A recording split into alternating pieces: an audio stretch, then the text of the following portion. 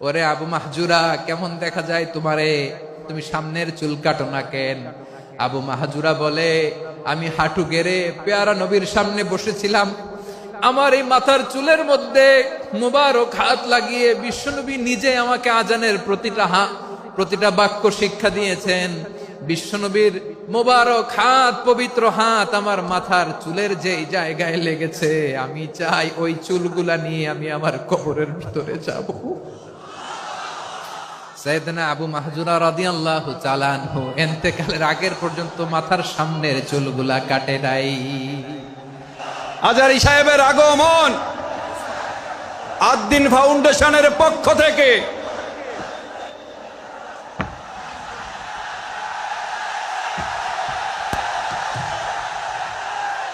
লিল্লাহে তাকবীর, লিল্লাহে তাকবীর।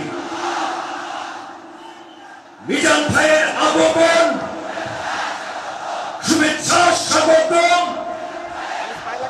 মিজান ভাইয়ের আগমন, লিল্লাহে তাকবীর, লিল্লাহে তাকবীর। সম্মানিত হাজিরিন, আপনারা ভালো আছেন সবাই? শীতে কষ্ট হচ্ছে না? মাশাআল্লাহ। 3 দিন ব্যাপী তাফসীরুল কোরআনের প্রোগ্রামের সমাপনী রজনী আজকে। আমি খুব লম্বা সময় নিব না, এটা তোমার বিভাগীয় প্রোগ্রাম। খুলনা বিভাগের প্রোগ্রাম পেয়ে গেছে যশোর। মাশাআল্লাহ, 9টা প্যান্ডেল আছে, এখানে ধাক্কাধাক্কির কোনো মানি হয় না। তোমরা ধাক্কাধাক্কি করবা, এই জন্য প্যান্ডেল করা হয় নাই 9টা। বসো, কোনো কথা নাই। অনেক আলোচনা হয়েছে 3 দিন ব্যাপী। দেশ বরেণ্য, প্রথিত যশা ওলামায়ে হযরতের মুখে আপনারা অসংখ্য কথা শুনেছেন। আমলের জন্য এগুলোই যথেষ্ট, নতুন করে আমার বলার কিছুর দরকার নাই। নতুন করে উপস্থাপনের মতো বলার মতো আমার কাছে কিছু নাইও। যা বলার 1500 বছর আগে আল্লাহ তাআলা উম্মাকে বলে দিয়েছেন, ঠিক কিনা? এমন কিতাব দান করেছে যে কিতাবে ভুল নাই, যতই পড়ি ততই শেখা যায়। বিয়ন্ডলেস, বাউন্ডলেস, বটমলেস, কুল কিনারা নাই, কুল কিনারা বিহীন সাগর। পড়েন সুবহানাল্লাহ। আসুন এখানে আসার, বসার, এই প্রোগ্রামে অংশগ্রহণ করার উদ্দেশ্যকে, নিয়তকে আমরা খালেস করে নেই। আজকে আমরা যা শুনবো, শিখবো, আমলের নিয়তে শুনবো, ঠিক কিনা বলেন? শেষ পর্যন্ত নীরবতা বজায় রাখবো। আমি উঠবো, আপনারা উঠবেন। এর আগে ওঠা যাবে না। স্কেডিউলে একটু চেঞ্জ এসেছে, এশার সালাত হয়নি। আমার আলোচনার পরপরই আজান হবে। এশার সালাতে আমরা জামাতে অংশগ্রহণ করে একসাথে বিদায় নেব ইনশাআল্লাহ। বলেন, যে টপিকটি নিয়ে আমি আপনাদের সামনে আজকে কথা বলতে চাই, টপিকটি অনেক গুরুত্বপূর্ণ। টপিকটি হচ্ছে হিউম্যান রিসোর্স ডেভেলপমেন্ট, মানব সম্পদ উন্নয়ন। কারণ আল্লাহ তাআলা আমাদের যা দেখ আর না দেখ এটা দিছে। মানুষ আর মানুষ, 18 কোটি মানুষ, ঠিক কিনা? এই 18 কোটির জনসংখ্যার দেশে বসবাস করে আমরা খুশি না বেজার? খুশি হইতে হবে, বেজার হইেন না। জাপানের খবর জানেন? তাদের গ্রোথ রেট নিচের দিকে, উল্টো। জনসংখ্যা নাই, বাচ্চা নিলে, সন্তান নিলে গভর্নমেন্ট তাদের টাকা দেয়। আমাদেরকে আল্লাহ তাআলা দয়া করে, মায়া করে এই সম্পদটা দিয়েছেন। এই মানব সম্পদকে যেন আমরা কাজে লাগাই ইনশাআল্লাহ। পড়েন সবাই। হিউম্যান রিসোর্স ডেভেলপমেন্ট অনেক জনগুরুত্বপূর্ণ বিষয়, খুব সেন্সিটিভ বিষয়, বুঝতে হবে। যশোরের স্মার্ট ছেলেরা, এই যে আমি যাদেরকে দেখতে পাচ্ছি, all are the gen Z of Jashore. যারা জেন জি, ওরা স্মার্ট, ওরা ইশারা ইঙ্গিতে কাজ করে। এই যে পুরো গদি উল্টায় দিছে, ঠিক কিনা? 24-এর ছাত্র নাগরিক অভ্যুত্থান আমাদের দেখিয়ে দিচ্ছে কিভাবে চোখের ইশারায় গদি উল্টে দিতে হয়। তো জেনজিদের নিয়ে বসেছে, ওরা তো স্মার্ট, ওরা ডিস্টার্ব করবে না। মেহরবানি করে আমার সাথে কানেক্ট করো, 1 to 1, brain to brain, eye to eye, eye contact করো আমার সাথে। তাকাও, কষ্ট হলো আমার দিকে তাকাও, আওয়াজ করা যাবে না, আমার দিকে তাকাও। প্রিয় ভাইয়েরা, হিউম্যান রিসোর্স ডেভেলপমেন্টের ব্যাপারে কিছু কথা বলবো। এই যে আমাদের বিশাল জনসংখ্যা, এই জনসংখ্যাকে কি করে জনসম্পদে রূপান্তরিত করা যায় এ ব্যাপারে কথা বলবো। আমি সূরাতু বনী ইসরাইলের 70 নম্বর আয়াত তেলাওয়াত করেছি। এই আয়াতের আলোকে কিছু কথা আমি আপনাদের সামনে বলবো।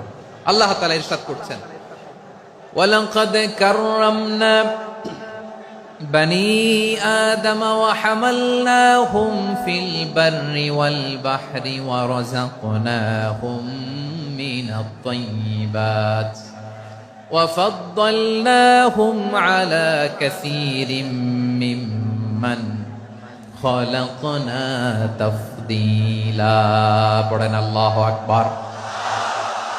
রব্বুল আলামিন বলেন ওয়ালাকাদ কাররামনা বানি আদম, আমি বনি আদমকে সম্মানিত করেছি, বনি আদমকে মর্যাদা দিয়েছি।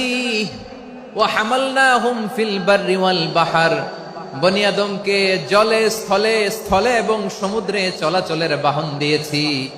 ওয়া রাযাকনাহুম মিনাত তাইয়্যিবাত, তাদেরকে পবিত্র রিজিকের বন্দোবস্ত করেছি।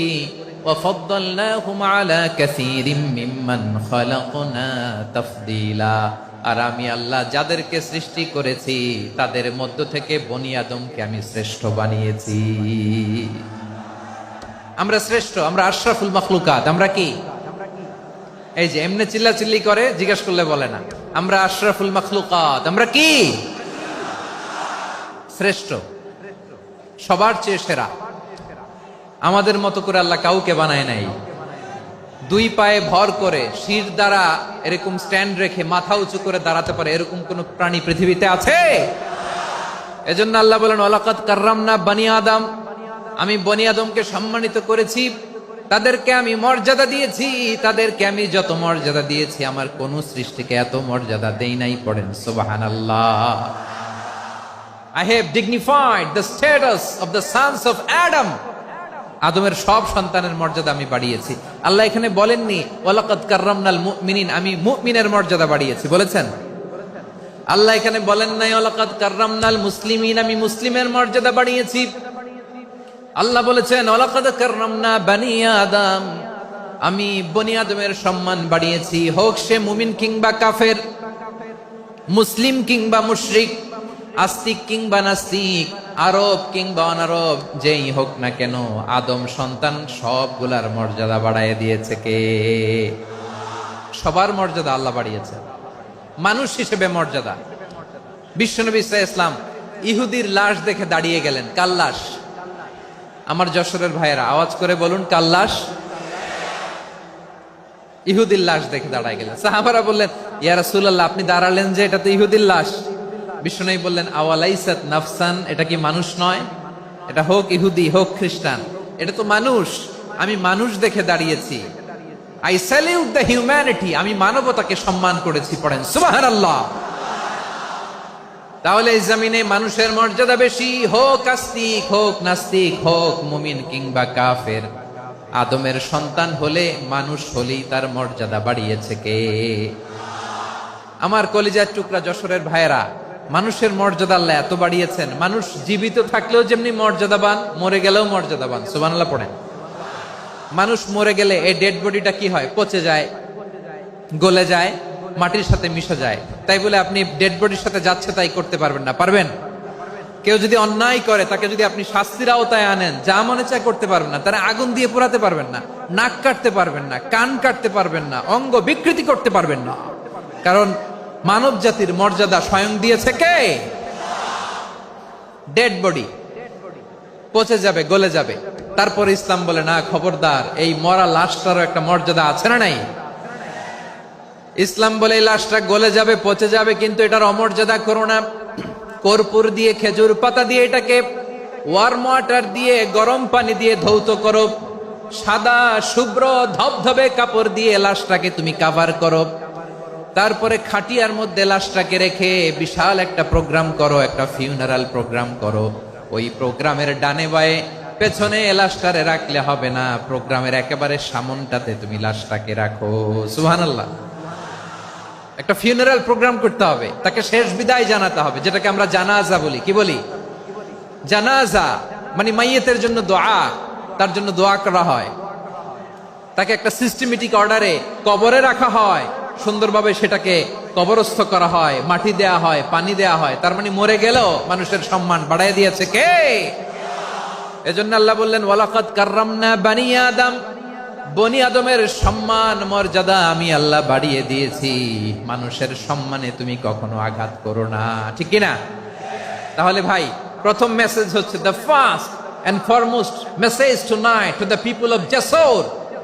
আল্লাহ বলেন, I have dignified the status of son of Adam. আমি বনি আদম সবার মর্যাদা বাড়িয়ে দিয়েছি। হোক আস্তিক নাস্তিক, হোক কাফের কিংবা মুশরিক, তার মর্যাদা বাড়াই দিছে কে? যখন বন্যা হয় আমরা ত্রাণ নিয়ে যাই, আমরা শুধু মুসলমানদেরকে ত্রাণ দেই নাকি? হ্যাঁ, আমরা মুসলমানকেও দেই, অমুসলমানকেও দেই, হিন্দুকেও দেই, বৌদ্ধকেও দেই। যেখানেই মানবতা বিপন্ন সেখানে ইসলামের হেল্পিং হ্যান্ড আছে না নাই? সুবহানাল্লাহ, কি দিন আমরা পেয়েছি, কি বিধান আমরা পেয়েছি। ওয়ালাকাদ কাররামনা বনি আদম, আমি বনি আদমকে সম্মানিত করেছি। এরপর আল্লাহ বললেন, ওয়া হামালনাহুম ফিল বাররি ওয়াল বাহর, মানুষকে স্থলে এবং সমুদ্রে চলাচলের বাহন আমি দিয়েছি। স্থলে কিভাবে চলবে, জলে কিভাবে চলবে, এই বাহনের ব্যবস্থা করেছে কে? এই জেনজি, এই সামড়া, ইরাম করতেছো কিসের জন্য? হ্যাঁ, ইরাম করলে চলবি? হ্যাঁ, বস বস বস বস, আওয়াজ করতেছো কেন? দিবা না, কথা বলতে দিবা না আমাকে? তো এইটা বুঝি তোমাদের ভালোবাসার নমুনা? তোমাদের ভালোবাসার কারণে যদি আমি কোথাও দাঁড়াতেই না পারি, কোথাও বসতে না পারি, কোথাও দুটা কথা বলতে না পারি, এই ভালোবাসা দিয়ে কি হবে আমার? বরং ঘামতে ঘামতে ঘর্মাক্ত হব, রক্তাক্ত হব। কিন্তু সেন্ট্রাল থেকে, সেন্ট্রালি যে ইনস্ট্রাকশন আসবে, সেই ইনস্ট্রাকশনের এক চুল আমরা ডানে বায়ে যাব না। এইটা গণজাগরণের জন্য এইটা দরকার, ইসলামী বিপ্লবের জন্য এইটা দরকার। তো আধা ঘন্টা ধরে যদি তোমাদেরকে থামানোই না যায়, এই লস্কর দিয়ে আমি কি করব? আল্লাহর ওয়াস্তে নো নো নো স্লোগান, চুপচাপ একেবারে আমার দিকে তাকাও। আল্লাহ বললেন, ওয়া হামালনাহুম ফিল বাররি ওয়াল বাহর, জলে স্থলে আমি চলাচলের যানবাহনের ব্যবস্থা করেছি। আমরা স্থলে ঘোড়ার উপরে চড়ি, উটের উপরে চড়ি, গাড়ির উপরে চড়ি। এই যে গাড়ির ইঞ্জিন বানাইছি আমরা, এটার মেধা দিয়েছে কে? আবার সাগরের মধ্যে আমরা নৌযান, জলযান, বড় বড় জাহাজ দিয়ে এক মহাদেশ থেকে আরেক মহাদেশ যাই, এক দেশ থেকে মালামাল গুলো আরেক দেশে পাঠাই। সাগরের ভেতরে নৌকাগুলোরে ধরে রাখলো কে? ওয়াল ফুলকিল্লাতী তাজরি ফিল বাহরি বিমা ইয়ানফাউন নাস, মানুষের উপকার আছে এরকম সরঞ্জামাদি নিয়ে সাগরের উপরে বিশাল বিশাল জলযানগুলো চলে। এগুলো ডুবে যায় না, কাত হয়ে যায় না, পড়ে যায় না। এগুলোকে স্থিতিস্থাপকতাকে ঠিক করে রাখলো কে? আপনারা জাহাজ দেখেছেন? জাহাজ, হ্যাঁ, বাড়ি চট্টগ্রাম হইলে দেখতে পারতেন। দেখছেন? বিশাল বিশাল জাহাজ, বিশাল জাহাজ মালামাল নিয়ে এক মহাদেশ থেকে আরেক মহাদেশে যায়। গত মাসে আমার জাপান সফর ছিল। এই যে বাংলাদেশে যে গাড়িগুলো চালান, বেশিরভাগ গাড়ি আসে কিন্তু জাপান থেকে। হাজার হাজার গাড়ি একটা জাহাজ বহন করতে পারে, হাজার হাজার গাড়ি। এটাতে সাগরের মধ্যে ভাসাইলো কে? সবাই বলুন, ভাসালো কে? হাজার হাজার গাড়ি নিয়ে জাপানিজ গাড়িগুলো আমাদের চট্টগ্রামের এয়ারপোর্টের বন্দরে ভিড়ে। যুক্তরাষ্ট্রে আমি দেখেছি বিশাল বিশাল জাহাজ। আপনারা টাইটানিক জাহাজের নাম শুনেছেন? টাইটানিকেরও 8 গুণ 10 গুণ বড়। সুবহানাল্লাহ কইবেন না? টাইটানিক জাহাজের 8 গুণ 10 গুণ বড় একটা জাহাজ আছে, আইকন অফ দ্য সি, আমি দেখে এসেছি। রয়্যাল ক্যারিবিয়ান দেখে এসেছি। সাগরের সামনে জেটিতে যখন দাঁড়ালাম, জাহাজটা যখন যায়, আমার মনে হচ্ছে একটা শহর, গোটা শহর, the entire city is floating on the water. পুরো একটা শহর মনে হয় পানির উপর দিয়ে ভেসে যাচ্ছে। পড়েন সুবহানাল্লাহ। এই যে আইকন অফ দ্য সি, এই ক্রুজ, এই জাহাজটা, এটার ভিতরে স্টেডিয়াম আছে। কিসের ভিতরে স্টেডিয়াম? কথা বুঝে নাই বোধহয়। স্টেডিয়াম কিসের ভিতর? সুইমিং পুল আছে, শপিং মল আছে, রেস্টুরেন্ট আছে, ক্লাব আছে, 3000 4000 রুম বিশিষ্ট, কক্ষ বিশিষ্ট হোটেল আছে। এই সবগুলোর নিয়ে এগুলো চলে সাগরের এই দোলার মধ্যে, জলোচ্ছ্বাসের মধ্যে। এই সাগরের ভেতরে এই জাহাজগুলোর ভাষায় রাখছে কে? সূরা আর রহমানে আল্লাহ তাআলা বললেন, ওয়ালাহুল জাওয়ারিল মুনশাআতু ফিল বাহরি কাল আ'লাম ফাবিআইয়ি আলা, সবাই পড়েন ফাবিআইয়ি আলাই রাব্বিকুমা তুকাযযিবান। পাহাড় সম বড় বড় জাহাজগুলো মাল বোঝাই করে সাগরের মধ্যে ভেসে বেড়ায়, এগুলো দিয়ে মালামাল বহন করা যায়। মানুষরা এক দেশ থেকে আরেক দেশে যায়, এই জাহাজগুলোরে সাগরের ভেতরে ভাসায় রাখলো কে? এই আয়াতের ভেতরে আল্লাহ তাআলা সূরাত বনী ইসরাঈলের এই চমৎকার আয়াতের ভেতরে আল্লাহ তাআলা বেসিক্যালি মানব জাতির প্রতি তার 4টি স্পেশাল অনুগ্রহের কথা বলেছেন। কয়টি? 2টা বলে ফেলছি। 1 নাম্বার ওয়ালাকাদ কাররামনা বানি আদম, আমি বনি আদমের সম্মান বাড়াইছি। নাকি মুসলমানদের? নাকি মুসল্লিদের? কার সম্মান বাড়িয়েছি? বনি আদমের। তাহলে human dignity, the first part of the verse talks about the human dignity. 2 number অংশ আল্লাহ তাআলা বললেন ওয়া হামালনাহুম ফিল বাররি ওয়াল বাহর, স্থলে এবং সমুদ্রে আমি তাদের জন্য চলাচলের বাহন দিয়েছি। সুবহানাল্লাহ। তার মানে smooth movement on land and sea, জলে এবং স্থলে যাতে আমরা স্মুথলি মুভ করতে পারি আল্লাহ তাআলা দিয়েছেন। 3 নম্বরে আল্লাহ তাআলা বললেন ওয়া রাযাকনাহুম মিনাত তাইয়্যিবাত, মানুষের জন্য আমি পবিত্র রিজিকের ব্যবস্থা করেছি। জলে এবং স্থলে যত প্রাণী আছে সবগুলা প্রাণীকে রিজিক দেয় কে? আমাদেরকে রিজিক দেয় কে? সাগরের মাছগুলোকে, বড় বড় তিমি মাছগুলোরে রিজিক দেয় কে? বাতাসের মধ্যে ভেসে বেড়ানো বড় বড় পাখিগুলো, স্ক্যান্ডিনেভিয়ান কান্ট্রি থেকে লক্ষ লক্ষ কোটি কোটি পাখিগুলো যে এক দেশ থেকে আরেক দেশে ট্রান্সফার হয়, এগুলোর রিজিক দেয় কে? রব্বুল আলামিন বলেন ওয়ামা মিন দাব্বাতিন ফিল আরদি ইল্লা আলাল্লাহি রিজকুহা ওয়া ইয়ালামু মুস্তাকাররাহা ওয়া মুস্তাওদাআহা কুল্লুম ফি কিতাবিম মুবিন। আল্লাহু আকবার। রব্বুল আলামিন বলেন ভূপৃষ্ঠে বিচরণশীল যত প্রাণী আছে সব প্রাণীগুলোকে আমি আল্লাহ আমার নিজের কুদরতে রিজিকের বন্দোবস্ত করি। এই প্রাণীগুলো কোথায় থাকে, কোথায় যায়, সব জায়গায় আমি রিজিক পৌঁছে দেই। রিজিক কেউ দিতে পারে না, রিজিকের মালিক কে? রিজিকের মালিক তিনি আল্লাহ। এজন্য আল্লাহ তাআলা বললেন ওয়া রাযাকনাহুম মিনাত তাইয়্যিবাত। এরপর আল্লাহ বললেন ওয়া ফাদ্দালনাহুম আলা কাসীরিম মিম্মান খালাকনা তাফদীলা। আমি যত প্রাণী সৃষ্টি করেছি সকল প্রাণীর মধ্যে মানুষের মর্যাদা শ্রেষ্ঠত্ব আমি দিয়েছি। সুবহানাল্লাহ পড়েন। তাহলে 1 নম্বরে আল্লাহ বললেন আমি বনি আদমের মর্যাদা বাড়ালাম। এরপরে বললেন স্থলে এবং সমুদ্রে চলাচলের জন্য যানবাহন দিলাম। 3 নম্বরে আল্লাহ বললেন পবিত্র রিজিকের ব্যবস্থা করে দিলাম। এরপরে আল্লাহ বললেন যত প্রাণী আছে, সৃষ্টি আছে, সবগুলার উপরে আমি মানুষকে শ্রেষ্ঠত্ব দিলাম। সুবহানাল্লাহ। তাহলে সবচেয়ে বেশি শ্রেষ্ঠত্ব মানুষের। কার? মানুষের। শুধু তাই নয় প্রিয় ভাইরা, আকাশ এবং জমিনে যা কিছু আছে সবকিছু মানুষের জন্য, মানুষের কল্যাণে, মানুষের প্রয়োজনে, মানুষের বশীভূত করে সৃষ্টি করেছেন কে? রব্বুল আলামিন বলেন হুয়াল্লাযী খালাকা লাকুম মা ফিল আরদি জামিআ। এই জমিনের মধ্যে যা কিছু আমি আল্লাহ সৃষ্টি করেছি সব কিছু আমি মানুষের জন্য সৃষ্টি করেছি। পড়েন সুবহানাল্লাহ।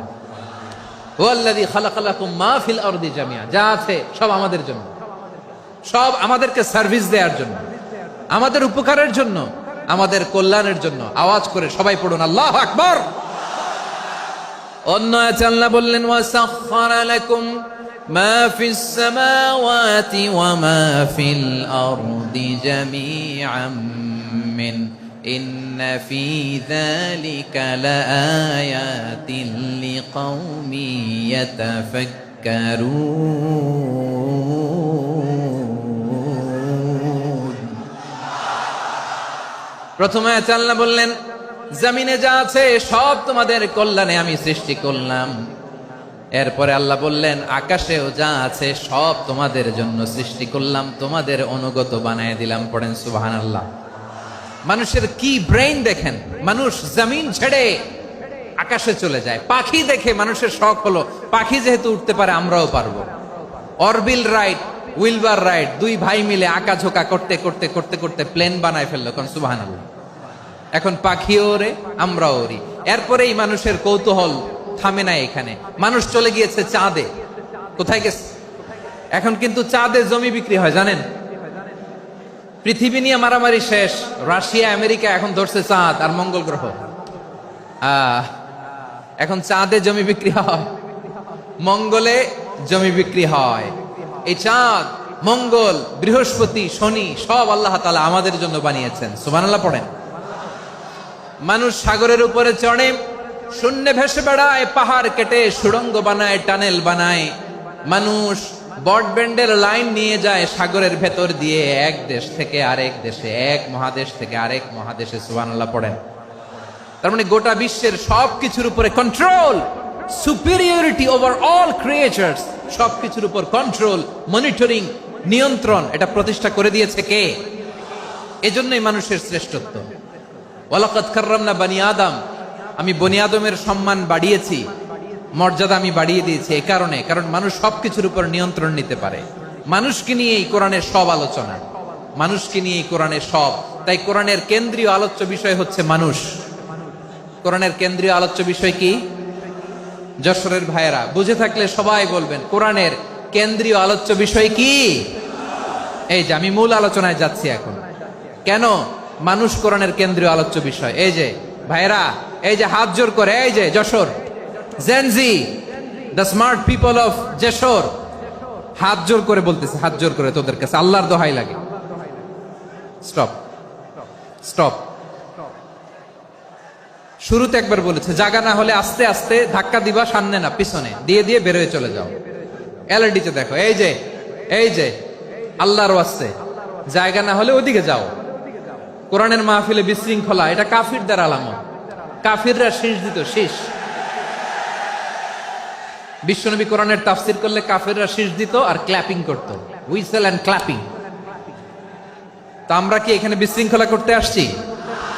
তো বারবার থামানো লাগে কেন? কোনো আওয়াজ হবে না, বললাম তো, স্টপ। আওয়াজ করে বলুন, কোরআনের কেন্দ্রীয় আলোচ্য বিষয় কি? সবাই বলেননি। এতগুলো মানুষ উত্তর দিলে এতটুকু আওয়াজ হয়, অন্তত আমি বিশ্বাস করি না। যশোর, আওয়াজ করে বলো, কোরআনের কেন্দ্রীয় আলোচ্য বিষয় কি? মানুষ। এই মানুষ কোরআনের কেন্দ্রীয় আলোচ্য বিষয়। মানুষকে আল্লাহ স্বাধীনতা দিয়েছেন। ফামান শাআ ফালইউমিন ওয়া মান শাআ ফালইয়াকফুর। চাইলে মুমিন হতে পারো, চাইলে কাফের হতে পারো, তোমার ইচ্ছা। তবে জেনে রাখো, মুমিন হলে পাবা জান্নাত, কাফির হলে পাবা জাহান্নাম। নাও দ্য ডিসিশন ইজ ইয়ার্স। সিদ্ধান্ত তোমার, জান্নাতে যাবা না জাহান্নামে যাবা। যশোরের ভাইয়ের আওয়াজ করে বলুন, কই যেতে চান, জান্নাতে না জাহান্নামে? ডান দিকে না বাম দিকে? ডানপন্থী না বামপন্থী? চিল্লা চিল্লি না চুপচাপ? চুপচাপ কয়ে আবার চিল্লাচিল্লি শুরু করে দিয়েছে। মাশাআল্লাহ। তাহলে কোরআনের কেন্দ্রীয় আলোচ্য বিষয় মানুষ। আমার সাথে থাকতে হবে, তোমাদেরকে নিয়ে আমি আলোচনা শেষ পর্যন্ত যাব। অনেক গুরুত্বপূর্ণ কথা বাকি আছে, আমাকে সহযোগিতা করতে হবে। মাশাআল্লাহ, এই তো ঠান্ডা হয়েছে। হ্যাঁ, ঠিক আছে ঠিক আছে ঠিক আছে।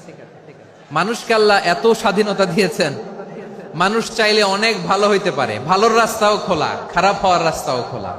ভালো হইলে মানুষ অনেক ভালো, খারাপ হইলে অনেক খারাপ। ভালো হইলে সবচেয়ে ভালো, খারাপ হইলে সবচেয়ে খারাপ।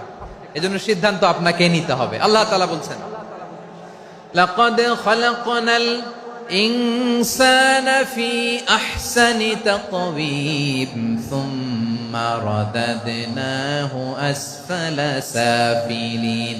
আমি মানুষকে অনেক সুন্দর অবয়বে, সুন্দর আকৃতিতে সৃষ্টি করেছি।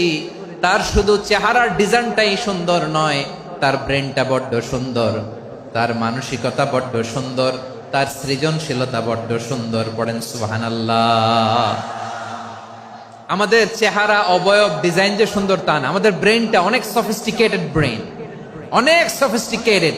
এই 1.5 কেজি ব্রেন ইউজ করে মানুষ গোটা বিশ্বে সভ্যতা বিনির্মাণ করেছে, ঠিক কিনা? এই ব্রেন আল্লাহ তাআলা আমাকে দিয়েছে। এটারে কাজে লাগালে, আপনার 6 সেন্স কাজে লাগালে আপনি অনন্য মানুষ হয়ে উঠবেন, মহামানবে রূপান্তরিত হবেন। মানুষ হতে পারে, চাইলেই মহামানব হতে পারে। আবার যদি মানুষ চায় খারাপও হতে পারে। আল্লাহ বললেন শুধু ভালোই না, ভালো হতে চাইলে অনেক ভালো তুমি হতে পারো, আবার খারাপ হতে চাইলে অনেক খারাপ তুমি হতে পারো।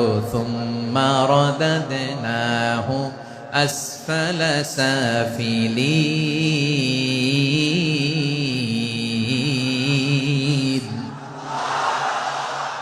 খারাপ হলে একেবারে খারাপ হতে পারো, নিকৃষ্ট হলে একেবারে নিকৃষ্ট হতে পারো, ভালো হলেও ভালো হতে পারো। কোন সুবহানাল্লাহ। এবার আওয়াজ করে বলুন, ভালো হতে চাই না খারাপ, শ্রেষ্ঠ না নিকৃষ্ট? মানুষ ভালো হলে মানুষ ফেরেশতার চেয়েও ভালো, মানুষ খারাপ হলে সে পশুর চেয়েও খারাপ। কথা ঠিক কিনা বলেন? ভালো হলে ফেরেশতার চেয়েও ভালো, খারাপ হলে পশুর চেয়েও নিকৃষ্ট। তার মানে শ্রেষ্ঠত্বে মানুষ, শ্রেষ্ঠত্বে ফেরেশতাকে হার মানায়, আর অধপতনে শ্রেষ্ঠত্বে ফেরেশতাকে ছাড়িয়ে যায়, আর অধপতনে পশুকেও হার মানায়। আই রিপিট, আমি আবারও বলছি, মানুষ শ্রেষ্ঠত্বে ফেরেশতাকে ছাড়িয়ে যায়, আর অধপতনে সে পশুকেও হার মানায়। আওয়াজ করে বলতে হবে ঠিক কিনা? এটার প্রমাণ কি? মানুষ শ্রেষ্ঠ হইলে যে ফেরেশতার চেয়েও সেরা, তার প্রমাণ কি? আল্লাহ তাআলা বলছেন, ওয়া ইয কুলনা লিল মালাইকাতি ইসজুদু লি আদম ফাসাজাদু ইল্লা ইবলিস আবা ওয়াস্তাকবারা ওয়া কানা মিনাল কাফিরিন। আল্লাহ বলেন, স্মরণ করো সে সময়ের কথা যখন আমি ফেরেশতাদেরকে বললাম, ও ফেরেশতারা আদমকে সেজদা দাও। সব ফেরেশতারা সম্মান সূচক সেজদা আদমকে দিল, তারা আদমের জন্য সেজদায় লুটিয়ে পড়লো, একজন ছাড়া, তার নাম ইবলিস। আওয়াজ করে বলেন, তার নাম কি? সে অহংকার প্রদর্শন করলো, সে কাফের হয়ে গেল, বাকি সব ফেরেশতারা সেজদা দিল। সুবহানাল্লাহ। আবার আদম আলাইহিস সালামকে আল্লাহ জিজ্ঞেস করলেন, সব বলে দিল উত্তর, কিন্তু ফেরেশতাদেরকে একই প্রশ্ন জিজ্ঞেস করলেন, তারা উত্তর করতে পারে নাই। তার মানে এর মধ্য দিয়ে প্রমাণিত হয়, মানুষ ভালো হলে ফেরেশতার চেয়েও ভালো, ফেরেশতার চেয়েও মানুষের মর্যাদা বাড়িয়ে দিয়েছে কে? সব নূরের ফেরেশতা যখন মাটির আদমকে সেজদা দেয়, এটা প্রমাণ করে ফেরেশতার চেয়েও মানুষের মর্যাদা বাড়িয়ে দিয়েছে কে? তুমি মাটির আদমকে প্রথম সৃষ্টি করিয়া ঘোষণা করিয়া দিলে শ্রেষ্ঠ বলিয়া, তাই তো নূরের ফেরেশতা করে আদমকে সেজদা। ঠিক কিনা বলেন? তাই তো নূরের ফেরেশতা করে আদমকে সেজদা, সবার চেয়ে সম্মান দিলে মাটির আদমকে।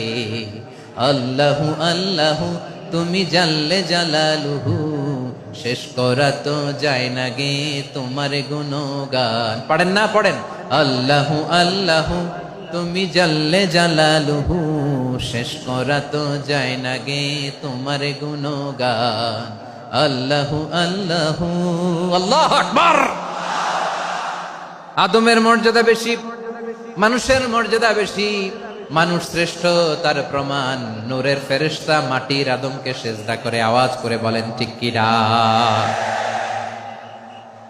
তাহলে মানুষ ভালো হলে ফেরেশতার চেয়ে ভালো, আবার মানুষ যদি খারাপ হয় সে পশুর চেয়েও খারাপ, অধপতনে পশুত্বকে হার মানায়। তার প্রমাণ, তার প্রমাণ কি? তার প্রমাণ হচ্ছে যশোরের ভাইরা দেখবেন পত্রিকায় নিউজ পেপারে মাঝে মাঝে এরকম দেখা যায়, এক মানুষ আরেক মানুষকে হত্যা করে 20 টুকরা করে বস্তার ভেতরে ভরেছে। আপনারা এই নিউজ পড়েন নাই না? দেখেন নাই? দেখছেন? মানুষ মানুষকে হত্যা করে কয় টুকরা? জোরে বলেন। এখানেই ক্ষান্ত হয় না, আবার কোথায় ভরছে? বস্তার ভেতরে। আচ্ছা, বুঝে থাকলে আওয়াজ করে বলেন, কোনদিন শুনছেন একটা হাতি আর একটা হাতিকে হত্যা করে 20 টুকরা করছে, এরপরে বস্তার ভিতরে ভরছে? হইছে? তাহলে দেখেন, মানুষ যদি খারাপ হয় সে পশুকেও হার মানায়। চিল্লায় বলো ঠিক কিনা? এমনও দুশ্চরিত্র মানুষ আছে যার যার নজর থেকে 6 মাসের ছোট্ট মেয়ে থেকে শুরু করে 80 বছরের বৃদ্ধারাও নিরাপদ নয়। পশুকেও হার মানে। মানুষের ঘর জ্বালিয়ে পুড়ে মেসাকার করে দেয়, জনপদের পর জনপদ জ্বালায় দেয়, এরকম আছে না নাই? বোমা মেরে শহরগুলো উড়িয়ে দেয়। এই যে ইসরায়েল গাজার মধ্যে যে অ্যাটাক করেছে, এরা মসজিদ মানে নাই, মসজিদে বম ফেলেছে। এরা খ্রিস্টানদের চার্চ গির্জা মানে নাই, গির্জায় বম ফেলেছে। পৃথিবীর ইতিহাসে never happened in the history of the world that someone bombed on a hospital, on an ICU center. এমন হাসপাতাল যেখানে আইসিইউ রোগীরা আছে, ওই হাসপাতালের উপরও ইসরায়েলি সৈনিকেরা বোমা মেরেছে। জোরে বলেন ঠিক কিনা? এরা মানুষ? আওয়াজ করে বলেন, এরা মানুষ না। প্রিয় ভাইয়েরা, চোখ কান নাক মুখ থাকলেই মানুষ না। যা সামনে দেখেন এগুলো সব মানুষ না, এগুলো জনসংখ্যা। এগুলো কি? সবাই বলুন, এগুলো কি? বাড়ছে জনসংখ্যা, কমছে মানুষ। বাড়ছে জনসংখ্যা, কমছে। এই দুনিয়া এখন তো আর সেই দুনিয়া নাই, মানুষ নামের মানুষ আছে, দুনিয়া বোঝাই, সেই মানুষের ভিড়ে আমার আসল মানুষ নাই। ঠিক কিনা? আসল মানুষের বড্ড অভাব, আসল মানুষের বড্ড অভাব।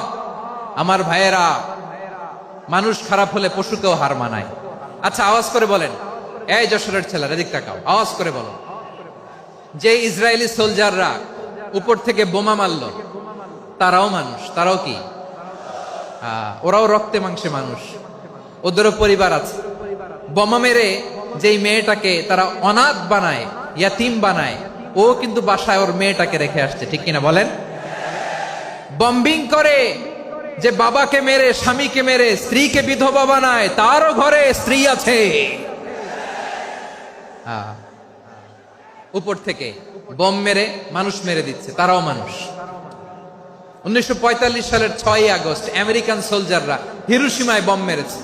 আমি নিজে দেখে এসেছি জাপানের হিরোশিমাতে। সকাল 8:15 মানুষ কেউ অফিসে যাচ্ছিল, কেউ খেতে খামারে কাজ করতে যাচ্ছিল। লিটল বয় নামে একটা বোম মেরেছে তারা। এই বোমের আঘাতে, পারমাণবিক এই বোমার রেডিয়েশনে আঘাতে বোম ব্লাস্ট হওয়ার পরে মুহূর্তের মধ্যে 1,40,000 নাই।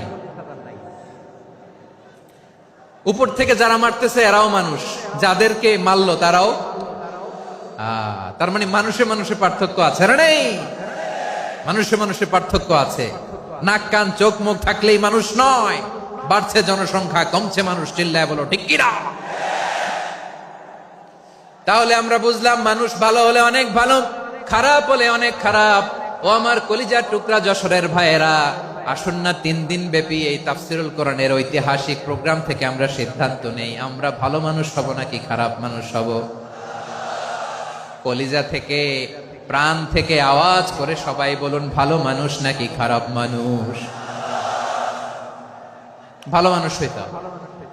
ভালো মানুষ যারা জগৎটাকে এনলাইটেন করবে, যারা এনলাইটেন করবে, যারা সত্যের বীর সেনানী হয়ে দাঁড়াবে, যারা সত্যের পক্ষে কথা বলবে, যারা জালিমের মসনদকে ভেঙে খান খান করে দেবে।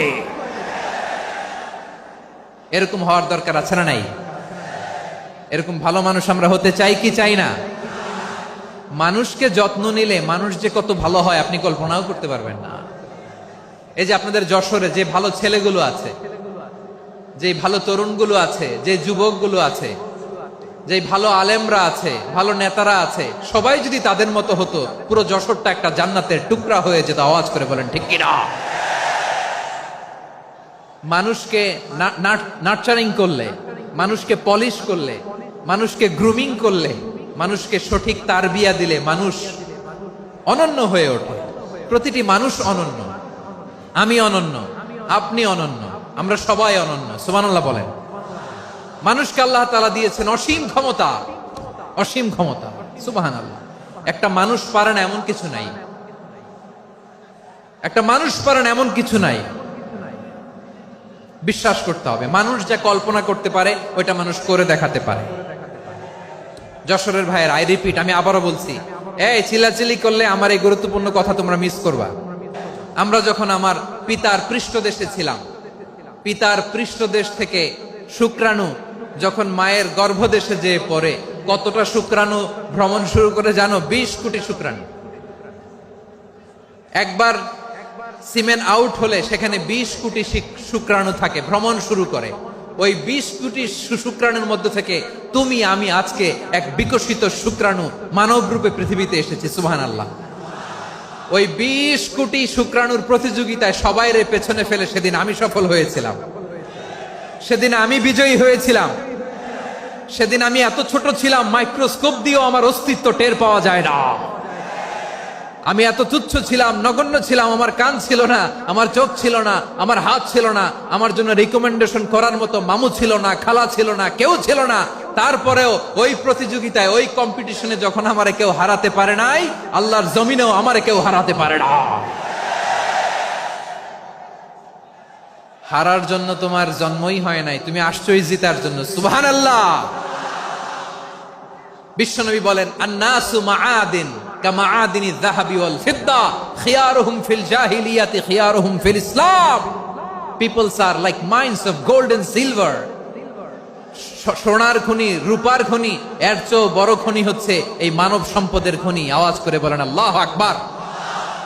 আল্লাহ তাআলা এই সম্পদ আমাদেরকে দিয়েছে। বিশ্বনবী বলেন, মানুষ হচ্ছে খনির মতো। খিয়ারুহুম ফিল জাহিলিয়াতি খিয়ারুহুম ফিল ইসলাম। জাহিলি যুগে যারা সেরা, ইসলামেও তারা সেরা। ইদা ফাকুহু, যদি তারা বুঝবান হয় তাহলে তাদেরকে সেরা বানায় দিবে কে? তাহলে মানুষের চেয়ে সেরা কেউ হতে পারে? মানুষের চেয়ে অনন্য কেউ হতে পারে? মানুষকে কেউ হারাতে পারে? আওয়াজ করে বলো, তোমাকে কেউ হারাতে পারবে? এই সাহস জাগছে আজকের আলোচনা থেকে। আমি তুমি অনন্য, আমাকে তোমাকে হারায়া দেওয়া এত সহজ না, ঠিক কিনা? একটা কথা জীবনের সাথে সেট করে নিতে হবে, আমি জিতি নয় শিখি, আমি কখনো হারি না। জীবনের সাথে সেট করে নাও, জেনজি অফ জেসর, আমি কখনো হারি না, আমি হয় জিতি নয় শিখি। চিল্লায় বলো ঠিক কিনা? আমি কখনো হারি না, আমার হারানো এত সোজা না। কি সাহস জাগছে? বুকে সাহস জাগছে? তাকবীর পড়ো, লিল্লাহে তাকবীর। তাহলে বিশ্বনবী বললেন, নাসু মাআদিন, মানুষ হচ্ছে খনি। এই ধাক্কা ধাক্কি, আমি জানি এগুলো ভালোবাসার ধাক্কা ধাক্কি, এজন্য আমি সহ্য করে নেই। এগুলো যে ভালোবাসার ধাক্কা ধাক্কি, এটা আমরা বুঝি। পৃথিবীর কোন আইন, সিকিউরিটি প্রটোকল দিয়ে এটারে মানানো যাবে না, কারণ এটা তো ভালোবাসা, লাভ। লাভ কোন আইন কানুন দিয়ে বাধা যায় না, মানানো যায় না, ঠিক কিনা বলো?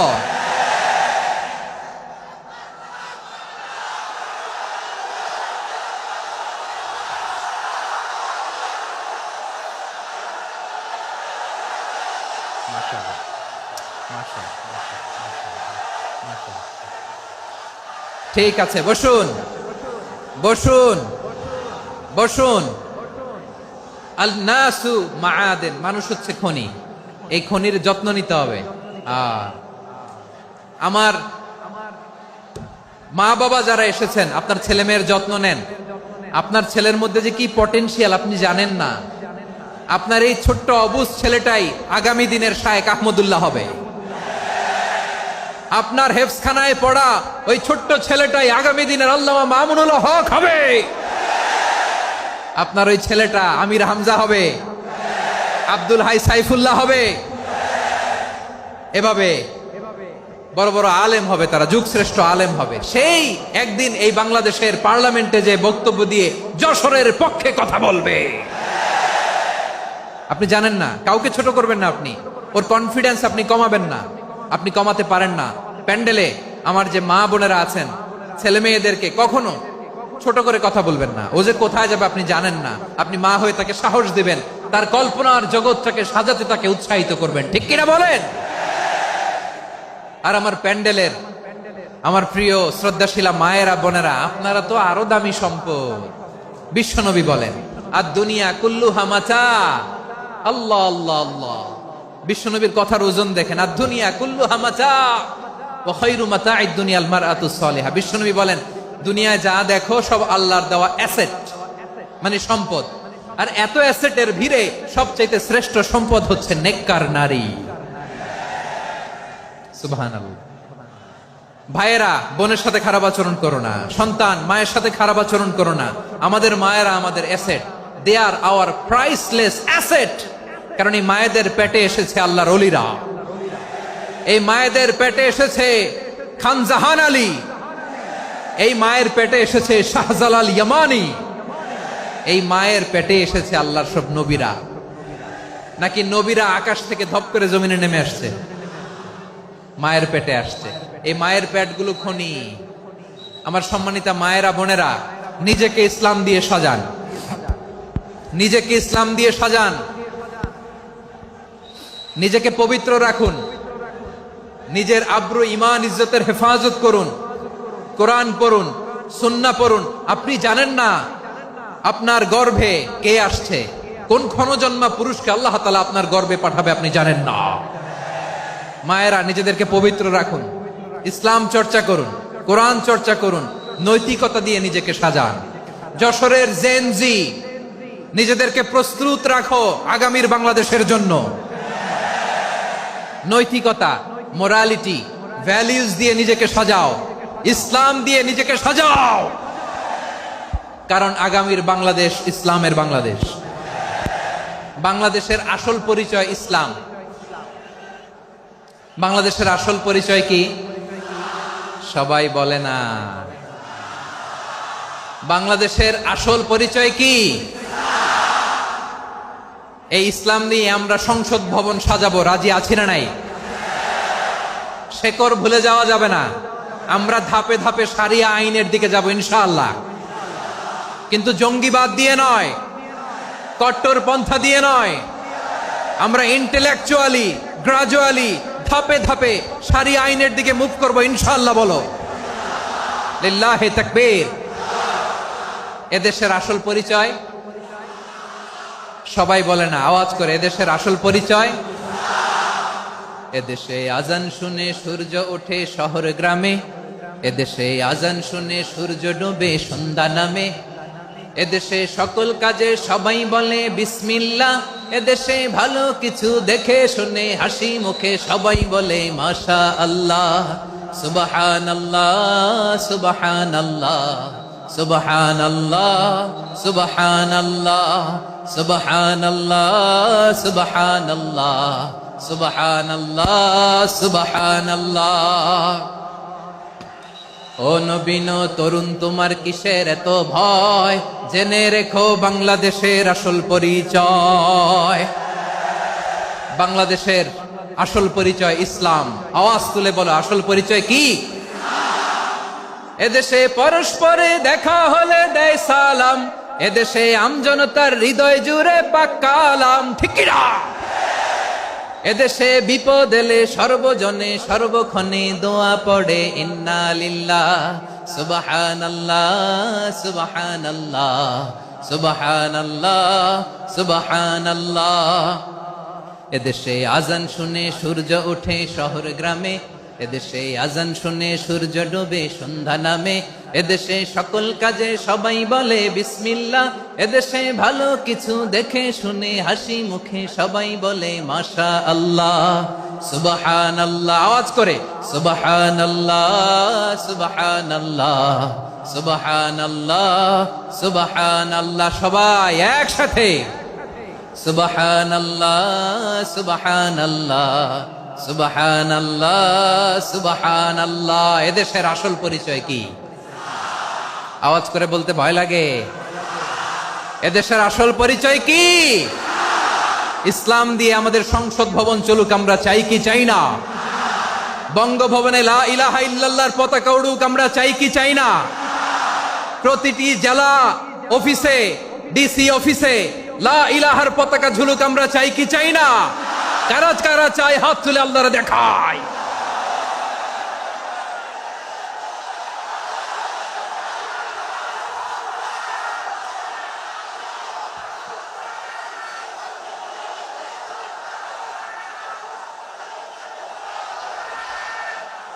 মাশাআল্লাহ, মাশাআল্লাহ, মাশাআল্লাহ, মাশাআল্লাহ। যশোর, আওয়াজ করে বলো, ভালো মানুষ না খারাপ মানুষ? বুঝে বলছো তো? মানুষ ভালো হলে যে কত ভালো। এই মানুষকে যত্ন নিলে, মানুষকে মানুষ বানালে যে সে কি হতে পারে শুনবা? হ্যাঁ, নাকি মোনাজাত দিয়ে দিব? শুনবা? তাহলে থামতে হবে। থামো, আমি যখন বলবো থামো থামো, তাকবীরের সময় দিলে তাকবীর। থামো থামো। মানুষকে যত্ন নিলে, এই এদিকে এদিকে, ড্রোন নামায় ফেলো। হয়েছে, ড্রোনের ফুটেজ হয়ে গেছে, এবার ড্রোন নামায় ফেলো। আমার দিকে তাকাও। মানুষকে, তোমরা এদিক সেদিক তাকালে তো গুরুত্বপূর্ণ পয়েন্ট মিস হয়ে যাবে। এদিকে এদিকে, হ্যাঁ মাস, ঠিক আছে, এদিকে। মানুষকে যত্ন নিলে মানুষের মধ্যে যারা কি পটেনশিয়াল রেখেছে। আমি জাপানের দুইটা উদাহরণ দেই। জাপানের, এই এই এভাবে এভাবে হবে, হয় বসো নয় পেছনে, কথা নাই, কথা তো বলাই যাবে না, হারাম কথা বলা। আজকে একেবারে চুপ, আজকের জন্য হারাম করে দিছে আমি, এই কিছু সময়ের জন্য একেবারে নিষিদ্ধ। জাপানের দুইটা উদাহরণ দেই, খেয়াল করে একটু শুনেন, বুঝবেন। আল্লাহ, 2022 সালে জাপানের সাথে জার্মানির খেলা, ফিফা ওয়ার্ল্ড কাপ 2022। এক পক্ষে জাপান, আরেক পক্ষে কোন দেশ? কথা শুনে নাই। এক পক্ষে কোন দেশ, আরেক পক্ষে সবাই। এক পক্ষে, আরেক পক্ষে।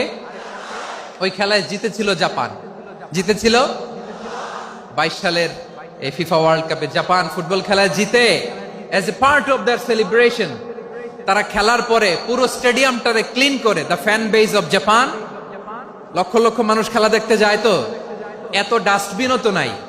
তো যারা ডাস্টবিনে জায়গা পায় নাই, তারা এই যে চকলেটের প্যাকেট, পানির বোতল, চিপসের প্যাকেট, তারা এদিকে সেদিকে রেখে দিয়েছে। জাপানের ভক্তরা, জাপানের ফলোয়াররা, as a part of their celebration, তারা খেলার পরে পুরো স্টেডিয়ামের সব ময়লা আবর্জনা ক্লিন করে তারপরে বিদায় নিয়েছে। তাদেরকে কি ক্লিন করার দায়িত্ব দেয়া হয়েছিল? এই যশোর, জাপানের যে ছেলেরা খেলা দেখতে গেছিল, ওদেরকে কি ক্লিন করার দায়িত্ব দিছিল? তারা কি স্টেডিয়ামের পরিচ্ছন্নতা কর্মী? তাদের আকল, তাদের সিক্স সেন্স তাদেরকে বলেছে। ছোটবেলা থেকে জাপান গভর্নমেন্ট ওদেরকে এত পরিচ্ছন্নতা শেখায়, ক্লিনলিনেস অ্যাওয়ারনেস ক্যাম্পেইন করায়। ক্লাসে আমি দেখেছি, ক্লাসে নিজের বেঞ্চ নিজে মুছে, ক্লাসের মাঝখানে একটা সময় দেয়, নিজের টেবিল নিজে মুছে, নিজের ক্লাসরুমটা নিজে পরিষ্কার করে। রাস্তাঘাটে একটা ধুলা নাই, ময়লা নাই, একটা টিস্যু নাই। খেলার পরে গোটা বিশ্বকে তাক লাগিয়ে দিয়েছে। জাপানের ফ্যানরা সবার রেখে যাওয়া গার্বেজ, টিস্যু, বোতল পরিষ্কার করে তারপরে স্টেডিয়াম থেকে বিদায় নিয়েছে। আমরা কেন এমন হইতে পারলাম না? আমরা কেন এমন হইতে পারলাম না? জাপানের যারা এগুলো করছে, ওদের 3টা করে চোখ না? চোখ তো 3টা, জাপানা লাগো, জাপানা লাগো। হাত তো 4টা, কান তো 6টা। হ্যাঁ, নাকি আমার মতো 2 হাত 2 কানওয়ালা মানুষ? চোখে দেখলে ওটা মানুষ না। চিন্তা করছেন? তার মানে জাপানিজদেরকে যে গ্রুমিং করে শিখানোর মাধ্যমে পরিচ্ছন্ন বানানো গেছে। ওরা যেমনি মানুষ, আমরাও মানুষ। আমাদের সন্তানদেরকে শেখালে তারাও পারবে। পারবে কিনা? 2 নম্বর উদাহরণ বলি। চট্টগ্রাম ফেনীতে যারা গিয়েছেন, মেঘনা গোমতী ব্রিজ প্রকল্প নাম শুনছেন? মেঘনা একটা ব্রিজ পার হওয়া লাগে। এই মেঘনা গোমতী, এখানে 3টা ব্রিজ, কাঁচপুর সহ, এই 3টা ব্রিজের নির্মাণ কাজ, রেনোভেশনের কাজ দেয়া হয়েছিল জাপানের একটা কোম্পানিকে। কাকে? জাপানের কোম্পানির নির্মাণ শেষে 738 কোটি টাকা বেঁচে গেছিল। এটা গভর্নমেন্টের হাতে দিয়ে তারা বিদায় নিয়েছে। কত টাকা? 738 কোটি টাকা। যত প্রাক্কলিত ব্যয় নির্ধারণ করা হয়েছে, সব টাকা সরকার, তৎকালীন সরকার, 2019-এর সরকার, কারা ছিল তো জানেন? এই 2019-এর সরকার তাদেরকে দিয়েছে। তারা রিনোভেশন নির্মাণ শেষে 738 কোটি টাকা অতিরিক্ত বেঁচে গেছিল। এটা আবার গভর্নমেন্টের হাতে বুঝাই দিয়ে তারা বিদায় নিচ্ছে। আমরা কেন এমন হইতে পারলাম না? জাপানের ওরাও মানুষ, আমরাও মানুষ। তার মানে মানুষে মানুষে পার্থক্য আছে না নাই? আচ্ছা, জাপানের 2টা উদাহরণ দিলাম, এবার আমার দেশের 2টা উদাহরণ দিব না? বাংলাদেশের দুইটা উদাহরণ দেয়। 1 নম্বর উদাহরণ, গত সপ্তাহে আপনারা জানেন কক্সবাজার আমার একটা প্রোগ্রাম ছিল, তো হেলিকপ্টারে গিয়েছিলাম। ফেনী জেলা যখন পার হচ্ছি আমি দেখলাম 3টা উইন্ড মিল চিনেন তো, বিশাল পিলার, 3টা-4টা পাখা থাকে, বায়ু বিদ্যুৎ কেন্দ্র, বাংলাদেশের প্রথম বায়ু বিদ্যুৎ কেন্দ্র এটা, মুহুরী প্রজেক্ট বলে এটা সম্ভবত, মুহুরী প্রজেক্ট। তো সাগরের বাতাসের ঝাপটায় এটা ঘুরে এনার্জি হয়, ইলেকট্রিসিটি উৎপাদন হয়। তো আমি পাইলটকে বললাম, ভাই এগুলো থেকে কেমন ইলেকট্রিসিটি উৎপাদন হয়? কয় হুজুর একটু হয় না, কিছুই হয় না। কিছুই হয় না মানে? বলে হুজুর বাংলাদেশে যত উইন্ড মিল আছে এটার পাখা একটাও ঘুরে না। আল্লাহ, বলেন কি? তাহলে এই যে কোটি কোটি টাকা ব্যয় করে যে উইন্ড মিল, কয় হুজুর ভিতরে ফিটফাট, উপরে ফিটফাট, ভিতরে সদরঘাট। তার মানে কোটি কোটি টাকা দিয়ে এই উইন্ড মিল বানায়, এখানে কিছু নাই। দুর্নীতির আড্ডাখানা, আখড়াখানা বাংলাদেশ, ঠিক কিনা বলেন? আয় রে, জাপানিজরাও মানুষ, আমরাও মানুষ। আমার এক নিকটাত্মীয় সরকারি চাকরিজীবী, উনি আমাকে বললেন, বাংলাদেশের আর একটা উদাহরণ দেখি। উনি আমাকে বললেন যে প্রতি বছর আমাদের অফিসের ফার্নিচার চেঞ্জ করে।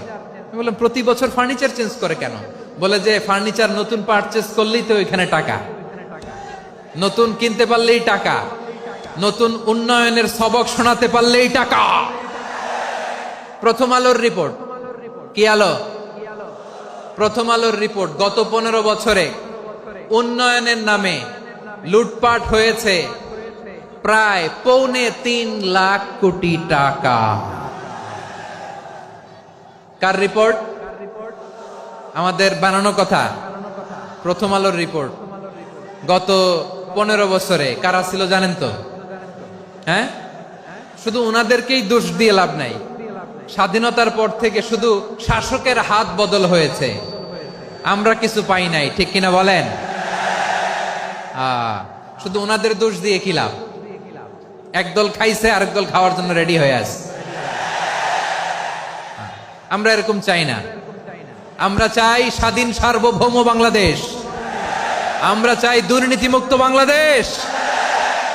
আমি নিউজটা যে কতবার পড়লাম, এটা কি সম্ভব? 3.25 লাখ কোটি টাকা লুটপাট, মানে লুটপাট করতে করতে এদেশের জনগণকে ফুটপাতে বসাই দিচ্ছে। প্রিয় ভাইয়েরা, জাপানের মানুষও মানুষ, আমরাও মানুষ। সিদ্ধান্ত আপনার, কোন মানুষ হবেন, ভালো মানুষ না খারাপ মানুষ? আজকের আলোচনার বিষয় হচ্ছে মানব সম্পদের উন্নয়ন, হিউম্যান রিসোর্স ডেভেলপমেন্ট।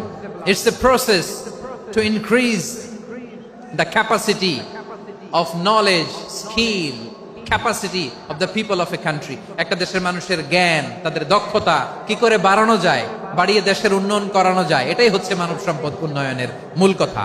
তাহলে মানব সম্পদ হচ্ছে একটা দেশের সবচাইতে শক্তিশালী পুঁজি।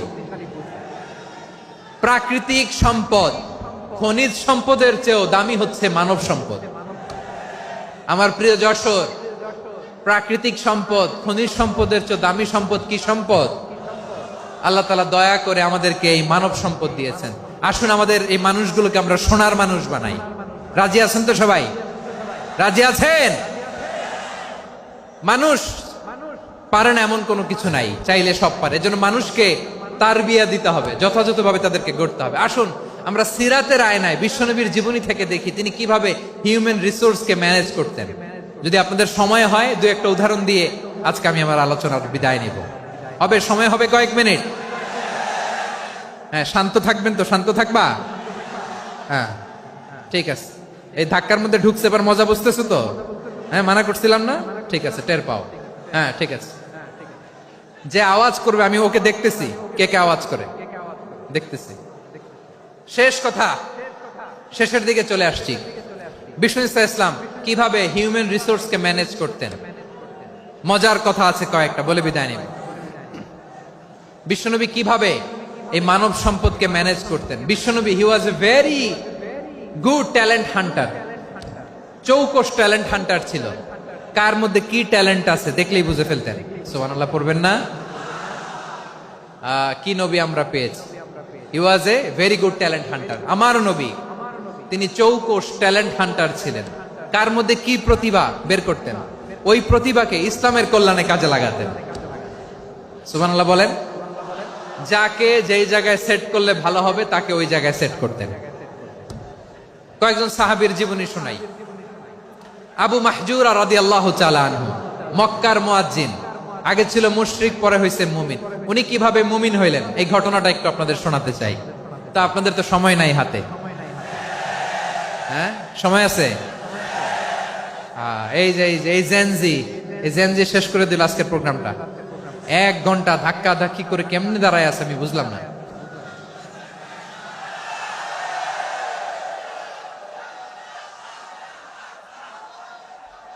না না, তাকবিন না, চুপ করতে হবে। What I need, you stop. Just shut up.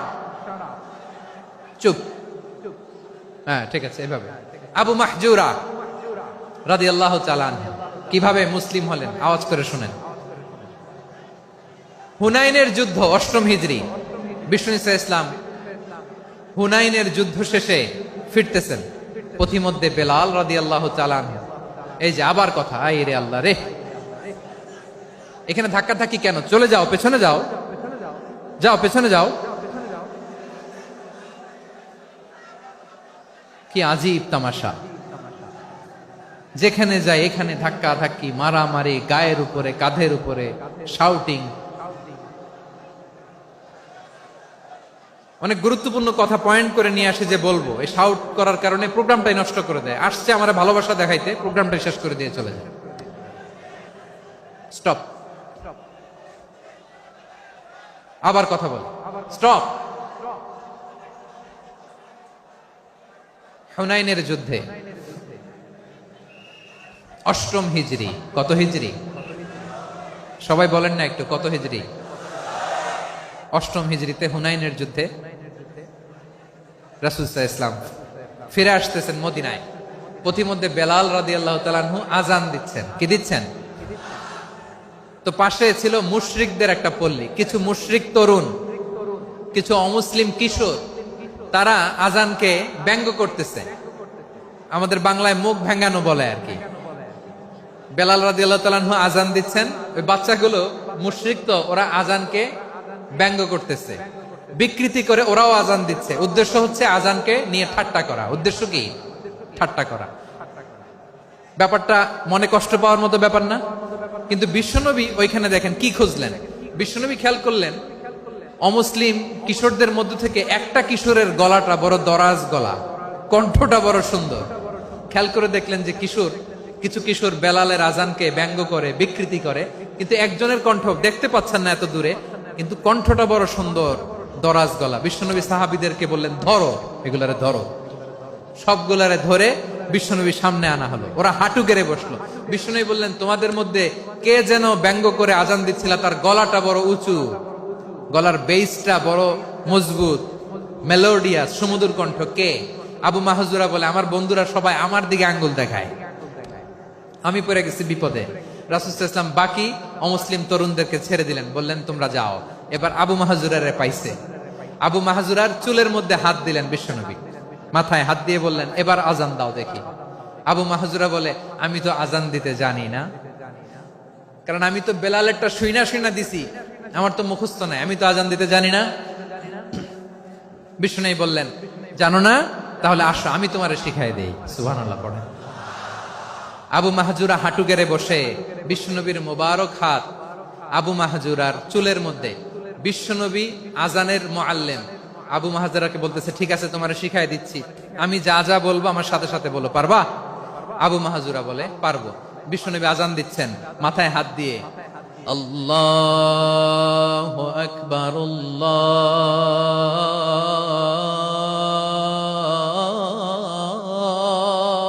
আকবার। আবু মাহজুরা এই বাক্যটা পড়লেন। বিশ্বনবী দ্বিতীয় বাক্য পড়তে আরম্ভ করলেন, আল্লাহু আকবার,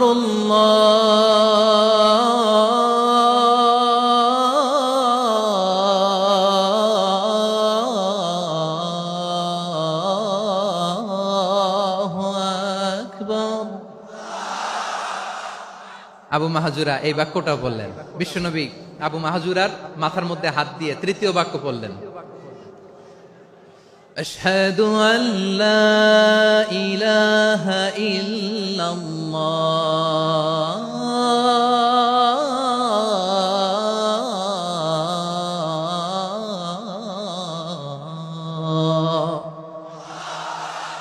আবু মাহাজুরা তৃতীয় বাক্য পড়লেন। বিশ্বনবী একটা বাক্য পরে আবু মাহাজুরা পরে, বিশ্বনবী পরে আবু মাহাজুরা পরে। আবু মাহাজুরা কিন্তু অমুসলিম, মুশরিক। আবু মাহাজুরা বলে, এক একটা বাক্য পড়ি আমার কলিজাটা গলে ঠান্ডা হয়ে যায়। এতদিন মোহাম্মদকে গালি দিতাম, এখন মোহাম্মদ আমার মাথায় যখন হাত রাখছে আমার সারা শরীর ঠান্ডা হয়ে গেছে। বিশ্বনবী আজান শিখাচ্ছেন, একটা একটা বাক্য পড়ে আবু মাহাজুরাও পড়ে, বিশ্বনবী পড়ে আবু মাহাজুরাও পড়ে। পুরো বাক্যগুলো যখন শেষ, আজান শেষ, আবু মাহাজুরাও যখন পুরো আজান পড়লেন, আবু মাহাজুরা বললেন, এতদিন মোহাম্মদের চেহারা দেখলে আমার ঘৃণা লাগতো, আজ থেকে মোহাম্মদের চেহারার চেয়ে প্রিয় চেহারা আমার কাছে নাই। আবু মাহাজুরা বললেন, ও মুহাম্মদ, আজানের বাক্য তো আপনি আমারে শেখালেন, এখানেই শেষ করবেন না, আপনি আমারে পড়ায় দেন লা ইলাহা ইল্লাল্লাহু মুহাম্মাদুর রাসূলুল্লাহ সাল্লাল্লাহু আলাইহি ওয়াসাল্লাম। বিশ্বনবীর সাথে দাঁড়িয়ে উনি শাহাদা পড়ে মুসলমান হয়ে গেলেন। এবার আবু মাহাজুরা বলে, ইয়া রাসূলুল্লাহ, ইয়া হাবিবাল্লাহ, আমি মুমিন হয়েছি, মুসলমান হয়েছি, আপনার কাছ থেকে আজান শিখার সৌভাগ্য আমি লাভ করেছি গো নবী। আমার কণ্ঠের বড় তারিফ করেছেন আপনি, আমার আজানকে আপনি পছন্দ করেছেন। একটা জিনিস আপনার কাছে চাই, আপনি আমাকে মক্কার মসজিদুল হারামের মুয়াজ্জিন হিসেবে অ্যাপয়েন্ট করে দেন। বিষ্ণু ইসা ইসলাম বললেন, যাও আবু মাহজুরা, আমি তোমাকে পৃথিবীর শ্রেষ্ঠতম মসজিদ মক্কার মসজিদুল হারামের মুয়াজ্জিন হিসেবে অ্যাপয়েন্ট করে দিলাম। দেখছেন কিভাবে ট্যালেন্ট হান্টিং করতে হয়, কিভাবে হিউম্যান রিসোর্স মানব সম্পদকে ব্যবহার করতে হয়। আসছিল আজানকে ভেঙাইতে, আসছিল কেন? আজানকে ব্যঙ্গ করার জন্য, বিকৃত করার জন্য। আজানকে বিকৃত করতে যে ইসলামের সবচেয়ে শ্রেষ্ঠ মসজিদের মুয়াজ্জিন হয়ে গেল। পড়েন সুবহানাল্লাহ। হযরত আবু মাহজুরা রাদিয়াল্লাহু তাআলা আনহু ওনার এই সুললিত কণ্ঠ ব্যবহার করে মসজিদুল হারামে এত সুন্দর করে আল্লাহু আকবার বলে আজান দিতেন। মানুষগুলোর, মুসল্লিগুলোর, মক্কাবাসীর হৃদয়কে তিনি বিগলিত করে দিতেন, মানুষের হৃদয়কে ঠান্ডা হয়ে যেত। শুধু এখানেই শেষ না আমার যশোরের ভাইয়েরা। বিশ্বনবী যখন সাইয়েদনা আবু মাহজুরা রাদিয়াল্লাহু তাআলা আনহুকে আজান শিখাচ্ছিলেন, বলেন তো বিশ্বনবীর হাতটা কোথায় ছিল? আবু মাহজুরার মাথার সামনে, এই চুলের উপরে ছিল। আবু মাহজুরা ওই স্মৃতিটাকে ধারণ করবার জন্য, ওই স্মৃতিকে বহন করার জন্য বিশ্বনবীর মোবারক হাত আবু মাহজুরার কপালের চুলের যেই জায়গায় লেগেছে, মৃত্যুর আগের দিন পর্যন্ত আবু মাহজুরা মাথার ওই চুলে কোনোদিন ছুরি আর কামার লাগায় নাই, সেখানে কেচি লাগায় নাই, চুলের মধ্যে খুর লাগায় নাই। আবু মাহজুরা ডান দিকের চুল কাটতো, বাম দিকের চুল কাটতো, পেছনের চুল কাটতো, সামনের চুল কাটতো না। আবু মাহজুরা রাদিয়াল্লাহু তাআলা আনহুর সামনের চুলগুলো বড় হতে হতে যখন এত বড় হয়ে যায়, তিনি চুলগুলো পেঁচিয়ে মাথার মধ্যে রাখতেন, তারপরে তিনি পাগড়ি পরতেন। সবাই জিজ্ঞেস করতো, আবু মাহজুরা, এটা আবার কেমন স্টাইল? দেখতে তোমারে কি বিদঘুটে লাগে, কেমন অড লাগে, কেমন খারাপ দেখা যায়। মক্কায় এমন কোন মানুষ তো দেখি নাই, ডানে চুল কাটে, বায়ে চুল কাটে, পেছনে চুল কাটে, সামনে কাটে না। ওরে আবু মাহজুরা, কেমন দেখা যায় তোমারে, তুমি সামনের চুল কাটো না কেন? আবু মাহজুরা বলে, আমি হাঁটু গেড়ে পেয়ারা নবীর সামনে বসেছিলাম, আমার এই মাথার চুলের মধ্যে মুবারক হাত লাগিয়ে বিশ্বনবী নিজে আমাকে আজানের প্রতিটা বাক্য শিক্ষা দিয়েছেন। বিশ্বনবীর মোবারক হাত, পবিত্র হাত আমার মাথার চুলের যেই জায়গায় লেগেছে, আমি চাই ওই চুলগুলা নিয়ে আমি আমার কবরের ভিতরে যাব। সাইয়েদনা আবু মাহজুরা রাদিয়াল্লাহু তাআলা আনহু ইন্তেকালের আগের পর্যন্ত মাথার সামনের চুলগুলা কাটে নাই। মাথার সামনের চুল তিনি কাটেন নাই। সুবহানাল্লাহ বিহামদি। কেমন ভালোবাসতেন বিশ্বনবী সাহাবীদেরকে, সাহাবারা কেমন ভালোবাসতেন বিশ্বনবীকে।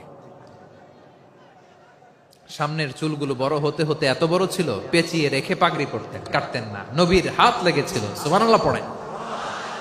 তাহলে what is the lesson?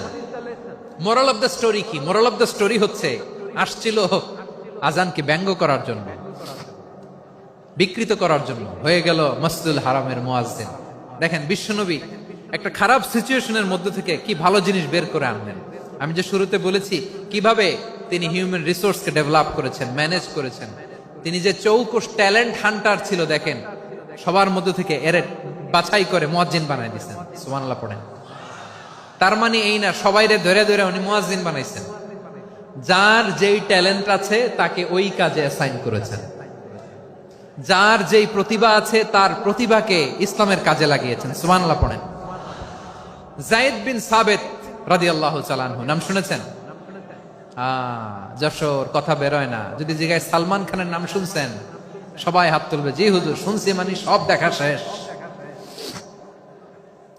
Salman Khan, Aamir Khan, অমুক খান, সব খান মুখস্থ, কিন্তু যায়েদ বিন সাবিতের নাম মুখস্থ নাই মুসলমানদের।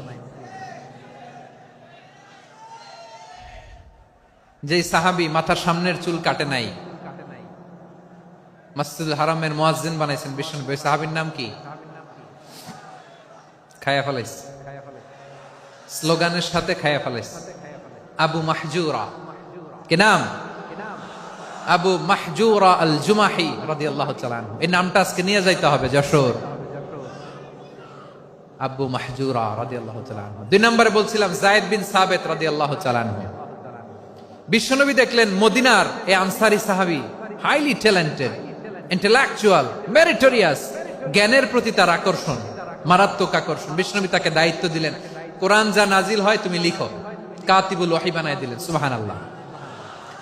যায়েদ বিন সাবিতরে আবার আজান শিখান নাই, কারণ তার মধ্যে বিশ্বনবী প্রতিভা দেখেছেন, একাডেমিক প্রতিভা। বিশ্বনবীর একাডেমিক প্রজেক্ট গুলো তিনি হ্যান্ডেল করতেন।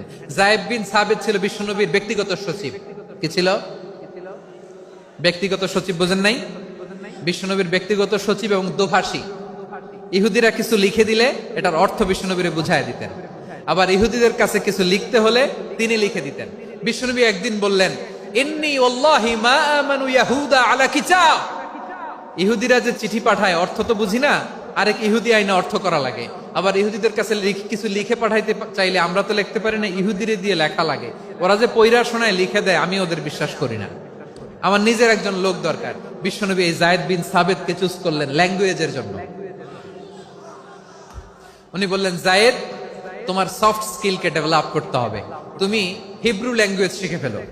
যায়েদ বিন সাবিত বলল, বিশ্বনবীর মোটিভেশন আর ইন্সপিরেশন পেয়ে আমি 15 দিনে ইহুদিদের এই হিব্রু ল্যাঙ্গুয়েজ শিখে ফেললাম। শুধু শিখে ফেললাম না, হাত্তা হাদিকতু, even I became master in the language. এই ভাষা আমি পারদর্শী হয়ে গেলাম। এরপরে ইহুদিরা চিঠি লিখে পাঠালে আর কোন ইহুদি ডাকা লাগতো না, আমি নবীর এটার অর্থ শুনে পরে বুঝাই দিতাম। আবার ইহুদিদের কাছে চিঠি লেখা লাগলে আমি যায়েদ বিন সাবিত চিঠি লিখে দিতাম। সুবহানাল্লাহ। দেখেন এত সাহাবীর মধ্যে থেকে বিশ্বনবীর একাডেমিক প্রজেক্ট, ব্যক্তিগত সচিব, দোভাষী হিসেবে তিনি যায়েদ বিন সাবিতের মতো তরুণকে নির্বাচিত করেছেন। কেমন ট্যালেন্ট হান্টার ছিল আমার নবী। সুবহানাল্লাহ পড়বেন না? বিশ্বনবীর ইন্তেকালের পরে সাইয়েদনা আবু বকর রাদিয়াল্লাহু তাআলা আনহু যখন খলিফা হয়ে আসলেন, কোরআনকে সংকলনের দায়িত্ব দেয়া লাগবে, কোন সাহাবীকে দিবেন? সব সাহাবারা মিলে পরামর্শ করলেন। সাইয়েদনা আবু বকর, ওমর সবাই মিলে এই বিশাল কোরআন সংকলনের গুরু দায়িত্ব বিশ্বনবীর ব্যক্তিগত সচিব, বিশ্বনবীর দোভাষী, বিশ্বনবীর সিলেক্ট করাই লোক যায়েদ ইবনে সাবিত রাদিয়াল্লাহু তাআলা আনহুকে দিয়েছে। কোরআনের কপি তো আজকে এখানে রাখে নাই। এই যে আজকের যে কোরআন পড়েন, এটা আগে এরকম ছিল না। কোরআন নাজিল হলে সাহাবারা চামড়ার, ওটের চামড়ায় লিখে ফেলতো, ওটের চ্যাপ্টা হাড্ডির মধ্যে লিখে ফেলতো, গাছের গুড়ির মধ্যে লিখে ফেলতো। বিভিন্ন জনের কাছে ছড়ানো ছিটানো ছিল। আবু বকর রাদিয়াল্লাহু তাআলা আনহু একসাথে করলেন, পরবর্তীতে উসমান রাদিয়াল্লাহু তাআলা আনহু একসাথে করলেন। 114 সূরার এখন এই মুসহাফ, এই কম্পাইলেশন, এই কপি আমরা পেয়েছি, যার হিউজ কন্ট্রিবিউশন ছিল। এই পুরো কোরআন কম্পাইলেশনের প্রজেক্ট ম্যানেজার ছিল যায়েদ বিন সাবিত রাদিয়াল্লাহু তাআলা। কোরআন কম্পাইলেশনের প্রজেক্ট ম্যানেজার। দেখেন উনারে মাথায় হাত দিয়ে আজান শিখায় নাই। সুবহানাল্লাহ কইবেন না? তাহলে প্রথম সাহাবী আবু মাহজুরাকে মুয়াজ্জিন বানাইলেন, যায়েদ বিন সাবিতকে ব্যক্তিগত সচিব আর দোভাষী বানালেন, মুসআব ইবনে উমাইর রাদিয়াল্লাহু তাআলা আনহুকে ইসলামের প্রথম অ্যাম্বাসেডর বানালেন। তাহলে তৃতীয় নাম্বার একজন সাহাবীর নাম বলছি, মুসআব ইবনে উমাইর। মুসআব কি নাম? নামটা কেমন লাগে? এই কয়েকজনের ভাল লাগে, বাকিদের ভাল লাগে না? ভাল লাগে? এই এই আর কয়েকটা মিনিট দেওয়া যাবে না আমাকে আল্লাহর রাস্তে? হ্যাঁ ঠিক আছে, আমি তোমাদেরকে ভালোবাসা দেখাবো, দোয়া করব, যদি চুপ থাকো, একেবারে চুপ, কষ্ট সহ্য করো, বাকিরে যা সওয়াব পাবে তোমরা ডবল পাবা, যেহেতু কষ্ট বেশি, কিন্তু চুপ। 3 নাম্বার সাহাবীর নাম মুসআব। এই ধাক্কাধাক্কি কেন? ধাক্কাধাক্কি কেন রে ভাই? না না না, এরকম হইলে আসবো না যশোর, আমি আর আসবো না। হয় পিছনে চলে যাও, নাহলে চুপ, ধাক্কাধাক্কি নেই। 3 নাম্বার সাহাবীর নাম মুসআব। কি নাম? He was the first ambassador in Islam. ইসলামের প্রথম ডিপ্লোমাট, প্রথম কূটনৈতিক, ইসলামের প্রথম কূটনৈতিক, ইসলামের প্রথম ডিপ্লোমাট, প্রথম অ্যাম্বাসেডর মুসআব ইবনে উমাইর। মক্কার তরুণ যুবক, উনি পারফিউম লাগাইলে মানুষ দেখলেই বুঝতো এটা মুসআব লাগাইছে। এমন ড্যাশিং ফেসের ছিল, এমন স্মার্ট ড্যাশিং ফেস, এমন পার্সোনালিটির মানুষ ছিল মুসআব রাদিয়াল্লাহু তাআলা আনহু। কারণ যিনি ইসলামের স্পোকম্যান হবেন, মুখপাত্র হবেন, তার স্মার্ট হওয়ার দরকার আছে না নাই? আকাবার প্রথম শপথ যখন হলো, তাদের সাথে বিষ্ণু ইসা ইসলাম মদিনাতে একজন মুখপাত্র পাঠালেন, ডিপ্লোমাটকে পাঠালেন, অ্যাম্বাসেডর অফ ইসলাম, তিনি হচ্ছেন মুসআব ইবনে উমাইর। পড়েন সুবহানাল্লাহ।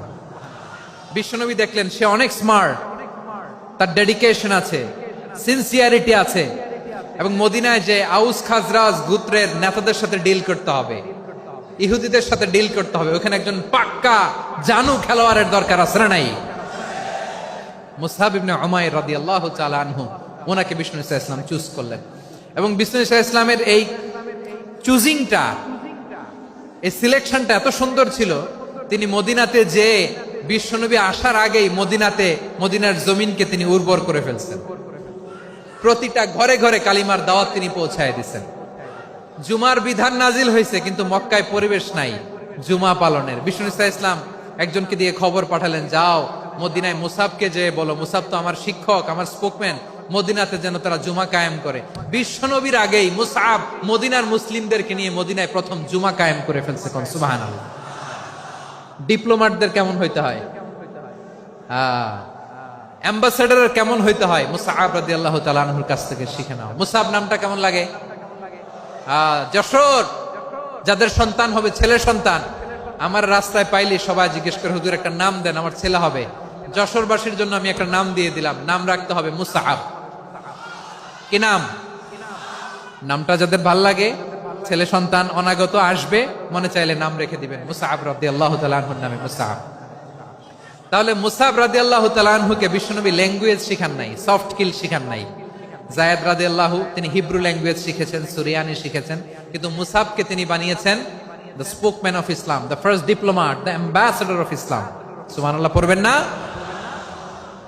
আব্দুল্লাহ ইবনে আব্বাস রাদিয়াল্লাহু তাআলা আনহু, বিশ্বনবীর কাজিন, চাচাতো ভাই। আবার মাইমুনা রাদিয়াল্লাহু তাআলা আনহু, মাইমুনা নবীর স্ত্রী, তিনি ছিলেন আব্দুল্লাহর আপন খালা। তো নবীর বউ যদি ওনার খালা হয়, নবী তার কি? বুঝে নাই, নবী তার কি? খালু। তাহলে সম্পর্ক অনেক গভীর, কাজিন আবার খালু। ছোট্ট মানুষ, তাই রাতে মাঝে মাঝে ঘরে থাকতো। বিশ্বনবী দেখলেন আব্দুল্লাহ যেহেতু আমার ঘরে ঢুকতে পারে, আব্দুল্লাহরে এই উম্মতের বড় শিক্ষাবিদ বানাইতে হবে। কথা বোঝে নাই? আব্দুল্লাহকে কি বানাইতে হবে? শিক্ষাবিদ, এডুকেটর অফ দিস উম্মাহ, এই উম্মার শিক্ষাবিদ বানাইতে হবে। তাই আব্দুল্লাহ ইবনে আব্বাসকে বিশ্বনবী হাতে কলমে শিক্ষা দিয়েছেন। আহারে, আর এরপরে যে কি ভাষা আসবে তোমাদের জন্য আমার মুখ থেকে আমি নিজেও জানি না, আমি নিজেও জানি না। 1 ঘন্টা যাবত ধাক্কা ধাক্কি মারামারি। তো আসতে বলছে কে তোমাকে? পেছনে চলে যাও, জায়গা না পেলে। পুরো প্রোগ্রামটাই নষ্ট করে দিল।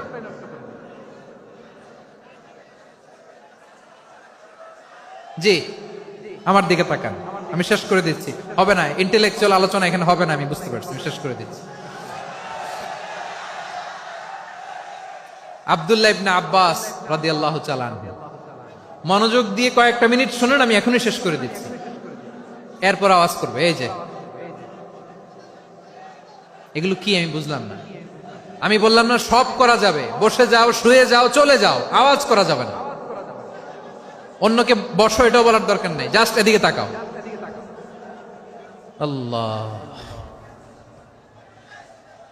আব্দুল্লাহ ইবনে আব্বাস রাদিয়াল্লাহু তাআলা আনহু, উনাকে বিশ্বনবী হাতে কলমে শিক্ষা দিয়েছেন, যেহেতু উম্মতের শিক্ষাবিদ হবেন, এডুকেটর হবেন। তো বিশ্বনবী রাতে যখন তাহাজ্জুদ পড়তেন, ছোট্ট আব্দুল্লাহ ঘরে থাকতো। বুঝতে পেরেছেন? ছোট্ট মানুষ তো ঘরে থাকতো। তো বিশ্বনবী তাহাজ্জুদের জন্য একবার দাঁড়িয়েছেন, ছোট্ট আব্দুল্লাহ ওযু করে দাঁড়াইছে। আচ্ছা বলেন তো, ইমাম আর মুসল্লি মোট যদি দুইজন হয়, একজন ইমাম একজন মুসল্লি, তো মুসল্লি ইমামের কোন দিকে দাঁড়াবে? ডানে দাঁড়াবে। ছোট্ট আব্দুল্লাহ বুঝে নাই, বিশ্বনবী তাহাজ্জুদ শুরু করেছেন, উনি একতেদা করছেন আর দাঁড়াইছেন বায়ে। কোথায় দাঁড়িয়েছেন? আব্দুল্লাহ বলেন, যখন আমি বায়ে দাঁড়ালাম, আখাযা রাসূলুল্লাহ সাল্লাল্লাহু আলাইহি ওয়াসাল্লাম উযুনি আল ইউমনা ইয়াফতিলুহা, বিশ্বনবী নামাজরত অবস্থায় আমার কান ধরে টেনে আমার ডান দিকে এনে দাঁড় করায় দিলেন। পড়েন সুবহানাল্লাহ। দেখেন, হাতে কলমে শিক্ষা। আর জীবনে ভুলাবে? কথা কয় না, আর ভুলাবে? আর ভুল হবে না। এভাবে বিশ্বনবীর অনেক সঙ্গ পেয়েছেন, সফর করেছেন, একই বাহনে বসেছেন, এক বাহনে বসে লম্বা নাসিহত করেছেন, বলেছেন, ইয়া গোলাম ইহফাজিল্লাহ ইয়াহফাজকা, ইহফাজিল্লাহ তাজিদহু তুজাহাক, ইযা সাআলতা ফাসআলিল্লাহ ওয়া ইযা ইসতাআনতা ফাসতাইন বিল্লাহ। আল্লাহর বিধান মানো, আল্লাহর বিধান রক্ষা করো, আল্লাহ তোমায় রক্ষা করবে। আব্দুল্লাহ, চাইতে হলে আল্লাহর কাছে চাও, সাহায্য চাইতে হলে আল্লাহর কাছে সাহায্য চাও। মনে রাখো, গোটা বিশ্বের সবাই যদি তোমার সাহায্য করতে চায়, ততটুকুই করতে পারবে যতটুকু আল্লাহ তোমার নসিবে রেখেছে। গোটা বিশ্ব যদি তোমার বিরুদ্ধে ষড়যন্ত্রে দাঁড়িয়ে যায়, ক্ষতি ততটুকু করতে পারবে যতটুকু তোমার জন্য বরাদ্দ আছে, এর বাইরে কিছু করতে পারবে না। আওয়াজ করে বলেন ঠিক কিনা? এভাবে হাতে কলমে শিখিয়েছেন, বিশ্বনবীর সঙ্গ পেয়েছেন। উনাকে বিষ্ণু ইসলাম শিক্ষাবিদ, এডুকেটর অফ দিস উম্মাহ হিসেবে সিলেক্ট করেছেন, হাতে কলমে শিখিয়েছেন। বিশ্বনবী একবার প্রকৃতির ডাকে সাড়া দিয়ে এসেছেন। এখন কি করতে হবে? নামাজের জন্য ওযু করতে হবে। বিশ্বনবী এসেই দেখেন ওযুর বদনায় পানি ভরা, খুশি হয়ে গেলেন, বললেন, কে রেখেছে পানি? একজন বলল, আব্দুল্লাহ রেখেছে। বিশ্বনবী অত্যন্ত খুশি হলেন, খুশি হয়ে একটা দোয়া করলেন, বললেন, আল্লাহুম্মা ফাক্কিহু ফিদ্দীন ওয়া আল্লিমহু তা'ওয়ীল। আল্লাহ, তুমি আব্দুল্লাহকে দ্বীনের বুঝ দিও আর কোরআনের তাফসীর শিক্ষা দিও। বিশ্বনবীর এই দোয়া এমন লাগছে, উনি রাইসুল মুফাসসিরিন, এই পৃথিবীতে যত মুফাসসির ছিল, যত মুফাসসির আসবে, সকল মুফাসসিরের সম্রাট হিসেবে স্বীকৃত হয়েছেন আব্দুল্লাহ ইবনে আব্বাস। বিশ্বনবী ওনারে আজান শিখান নাই, বিশ্বনবী ওনারে ল্যাঙ্গুয়েজ শিখান নাই, বিশ্বনবী ওনারে অ্যাম্বাসাডর বানান নাই, হাতে কলমে শিক্ষা দিয়েছেন। ছোট্ট মানুষ, বিশ্বনবী ইন্তেকাল করলেন, আবু বকরের সময় গেল, ওমরে ফারুকের খেলাফত, তখনও তিনি তরুণ। ওমরে ফারুক রাদিয়াল্লাহু তাআলা আনহু ওনার ক্যাবিনেট মিনিস্ট্রির বৈঠকে এই আব্দুল্লাহ ইবনে আব্বাসকে পাশ দিয়ে বসায় রাখতেন। বয়স্ক সাহাবারা এটা পছন্দ করতো না, তারা বলতো, ঘটনা কি? আব্দুল্লাহর মতো ছেলে নাতি আমাদের আছে, এরা কেন রাখে ওমরে ফারুক? ওমরে ফারুক এটা টের পেলেন, তিনি বুঝতে পারলেন যে ক্যাবিনেট মেম্বাররা এটা পছন্দ করে না, ছোট্ট আব্দুল্লাহরা কেন রাখি, কেন যে রাখি, এটা একদিন বুঝাবো। একদিন মিটিং এ তিনি সবাইকে বললেন, ইদা জাআ নাসরুল্লাহি ওয়াল ফাতহ। এই আয়াত দ্বারা উদ্দেশ্য কি বলেন তো মুরব্বী সাহাবীরা? এক সাহাবী বলেন, এই সূরা দ্বারা উদ্দেশ্য, আল্লাহ বলেছেন আমাদেরকে বিভিন্ন ল্যান্ড, বিভিন্ন এলাকা বিজয় করতে হবে। ওমরে ফারুক বললেন, না, হয়নি। আরেকজন বললেন, বিজয় হওয়ার পর আমাদের বেশি বেশি আল্লাহর বরত্বের ঘোষণা দিতে হবে, এটা উদ্দেশ্য। ওমরে ফারুক বললেন, না, হয় নাই। যারা জিজ্ঞেস করেন কেউ পারে না। সব শেষে বিশ্বনবী ছোট্ট আব্দুল্লাহরে বলেন, আব্দুল্লাহ, ইদা জাআ নাসরুল্লাহি ওয়াল ফাতহ, এর দ্বারা উদ্দেশ্য কি বলো তো? ছোট্ট আব্দুল্লাহ বলেন, হুয়া আজালু রাসূলিল্লাহ। এই আয়াত দ্বারা বিশ্বনবীর বিদায়কে উদ্দেশ্য নেওয়া হয়েছে। ওমরে ফারুক বললেন, হাযা হুয়া, এটাই তো সঠিক উত্তর, এটাই সঠিক তাফসীর এই আয়াতের।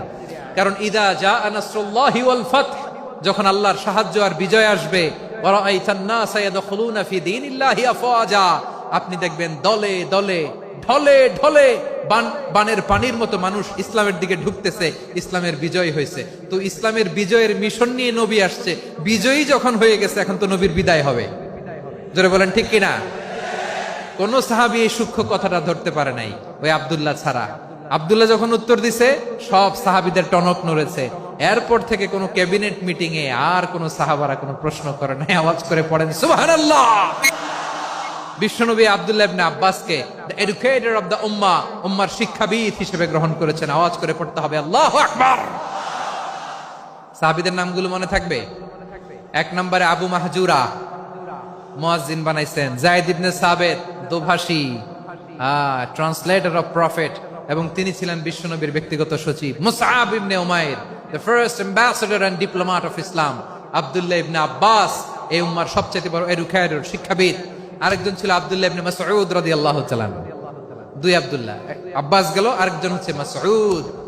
মক্কার তরুণ, ছাগল পালতো মুশরিকের বিশ্বনবী আর আবু বকর রাদিয়াল্লাহু তাআলা আনহু একবার গেলেন, যে দেখে এই তরুণ দাঁড়ায় আছে। বিশ্বনবী বলেন, আমি খুব ক্ষুধার্ত, তোমার কাছে কি দুধ আছে ছাগলের? আব্দুল্লাহ ইবনে মাসউদ বলে, আছে। ওয়ালাকিন আনা মুতামান, কিন্তু যে দুধ আছে এটা আমানতের, আমি দিতে পারবো না। বিশ্বনবী এইটা শুনেই তার টার্গেট করে ফেলছে। আনা মুতামান, দুধ আছে কিন্তু এটা আমার মালিকের, আমি তো দরদ দেখাই, আমার মালিকের দুধ আপনি পথিক, আপনারে দিতে পারি না। বিশ্বনবী টার্গেট করে ফেলছেন, এরে আমার কাজে লাগাইতে হবে। বিশ্বনবী বললেন, আচ্ছা ঠিক আছে, দুধ দিও না, কিন্তু এমন ছাগি আছে কিনা যেই ছাগির সাথে কোনো ছাগলের মিলন হয় নাই, তার ওলানে দুধও আসে নাই, বাচ্চাও নাই, এরকম ছাগির থেকে যদি আমি দুধ খাই তাহলে তো সমস্যা নাই। বলতেছে, এরকম ছাগির থেকে দুধ খাইলে সমস্যা নাই, কারণ এরকম ছাগির ওলান থেকে দুধ আসবেও না। বলতেছে, ঠিক আছে, এরকম একটা ছাগি নিয়ে আস। নিয়ে আসা হলো। বিশ্বনবী বিসমিল্লাহ বলে ওই ছাগির ওলানে হাত দিলেন। হাত দিতে দেরি, পুরো ওলানটা দুধে ভরে যেতে দেরি হয় না। বিশ্বনবী আর আবু বকর রাদিয়াল্লাহু তাআলা আনহু দহন করে পেট ভরে খেলেন। এই দৃশ্য আব্দুল্লাহ ইবনে মাসউদের হৃদয়ে দাগ কাটলো। এই মুজিজা দেখে তিনি বললেন, আশহাদু আল্লা ইলাহা ইল্লাল্লাহ ওয়া আশহাদু আন্না মুহাম্মাদুর রাসূলুল্লাহ।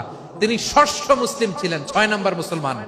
ওনাকে টার্গেট করে বিশ্বনবী দেখলেন এমন ইন্টেলেকচুয়াল ব্রেন, উনি সূক্ষ্ম সূক্ষ্ম জিনিস বুঝে বেশি, ফিকহি জ্ঞান ওনার মধ্যে বেশি। বিশ্বনবী ওনাকে কোরআনের জ্ঞান শিক্ষা দিতে লাগলেন। উনি বিশ্বনবী সবার কাছে কোরআন শোনায়, কিন্তু বিশ্বনবী নিজে আব্দুল্লাহ ইবনে মাসউদের কাছ থেকে কোরআন শুনতো। বিশ্বনবী একবার বললেন, ইকরা আলাইয়া ইয়া মাসউদ। ইবনে মাসউদ, একবার শোনাও তো কোরআন দেখি। আব্দুল্লাহ ইবনে মাসউদ বলে, আকরাউ আলাইকা ওয়া আলাইকা উনজিল। নবী, আপনার উপর কোরআন নাজিল হয় আর আমি আপনার সামনে কোরআন পড়বো? বিশ্বনবী বললেন, ইন্নী উহিব্বু আন আসমাআহু মিন গায়রি। আমি নিজে পড়তে যেমনি ভালোবাসি, অন্যে পড়ুক আমি শুনবো, এটাও আমি ভালোবাসি। সূরা নিসা তিনি তেলাওয়াত করে শুনিয়েছেন। এমন সূক্ষ্ম সূক্ষ্ম বিষয় বিশ্বনবী উনাকে ধরিয়ে দিয়েছেন। উনি হয়ে গিয়েছেন, আব্দুল্লাহ ইবনে আব্বাস হয়েছেন রাইসুল মুফাসসিরিন, উনি হয়ে গিয়েছেন ফাকিহুল উম্মাহ। ওনার চাইতে বড় ফকিহ এই পৃথিবী আর দেখবে না। চিল্লায় বলেন সুবহানাল্লাহ। উনি বলতেন, ওয়াল্লাহি ওয়াল্লাহি ইল্লাযী লা ইলাহা গায়রু মা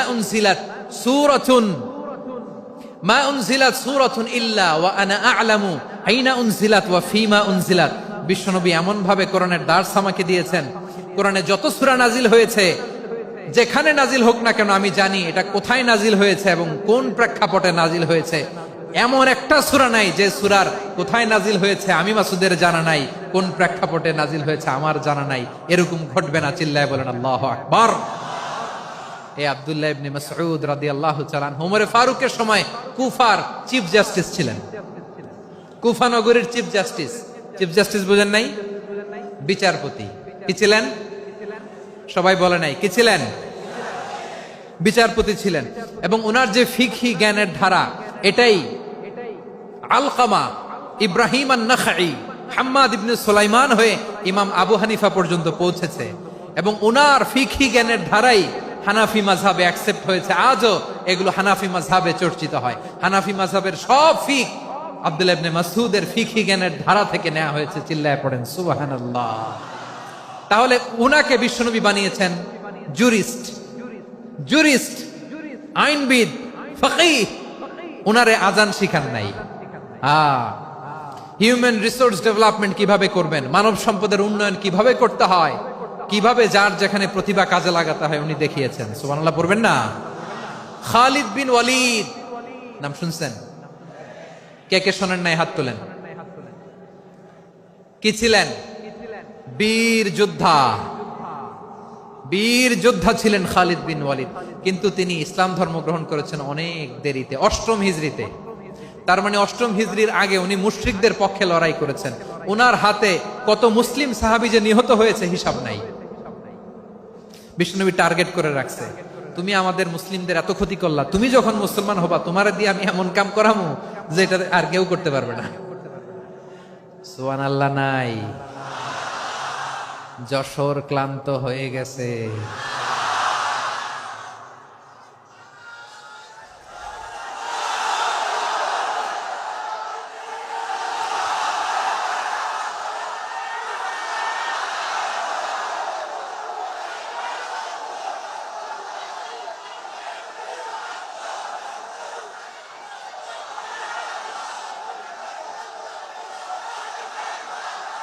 মাশাআল্লাহ, বসুন বসুন বসুন। খালিদ বিন ওয়ালিদ রাদিয়াল্লাহু তাআলা আনহু 8ম হিজরিতে মুসলিম হয়েছেন, মক্কা বিজয়ের আগে।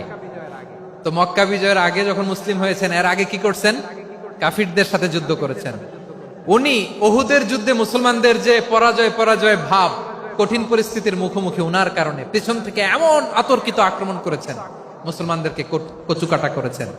8ম হিজরিতে আল্লাহ তাআলা হেদায়েতের নূর দিয়ে ওনার হৃদয়টাকে উজালা করে দিলেন।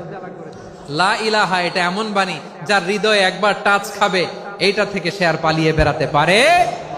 ঝিনুকের ভেতর লুকিয়ে থাকে যেমন মতি, ঝিনুকের ভেতর লুকিয়ে থাকে যেমন মতি, কলমা শাহাদাতে আছে আল্লাহর জ্যোতি, কলমা শাহাদাতে আছে আল্লাহর জ্যোতি।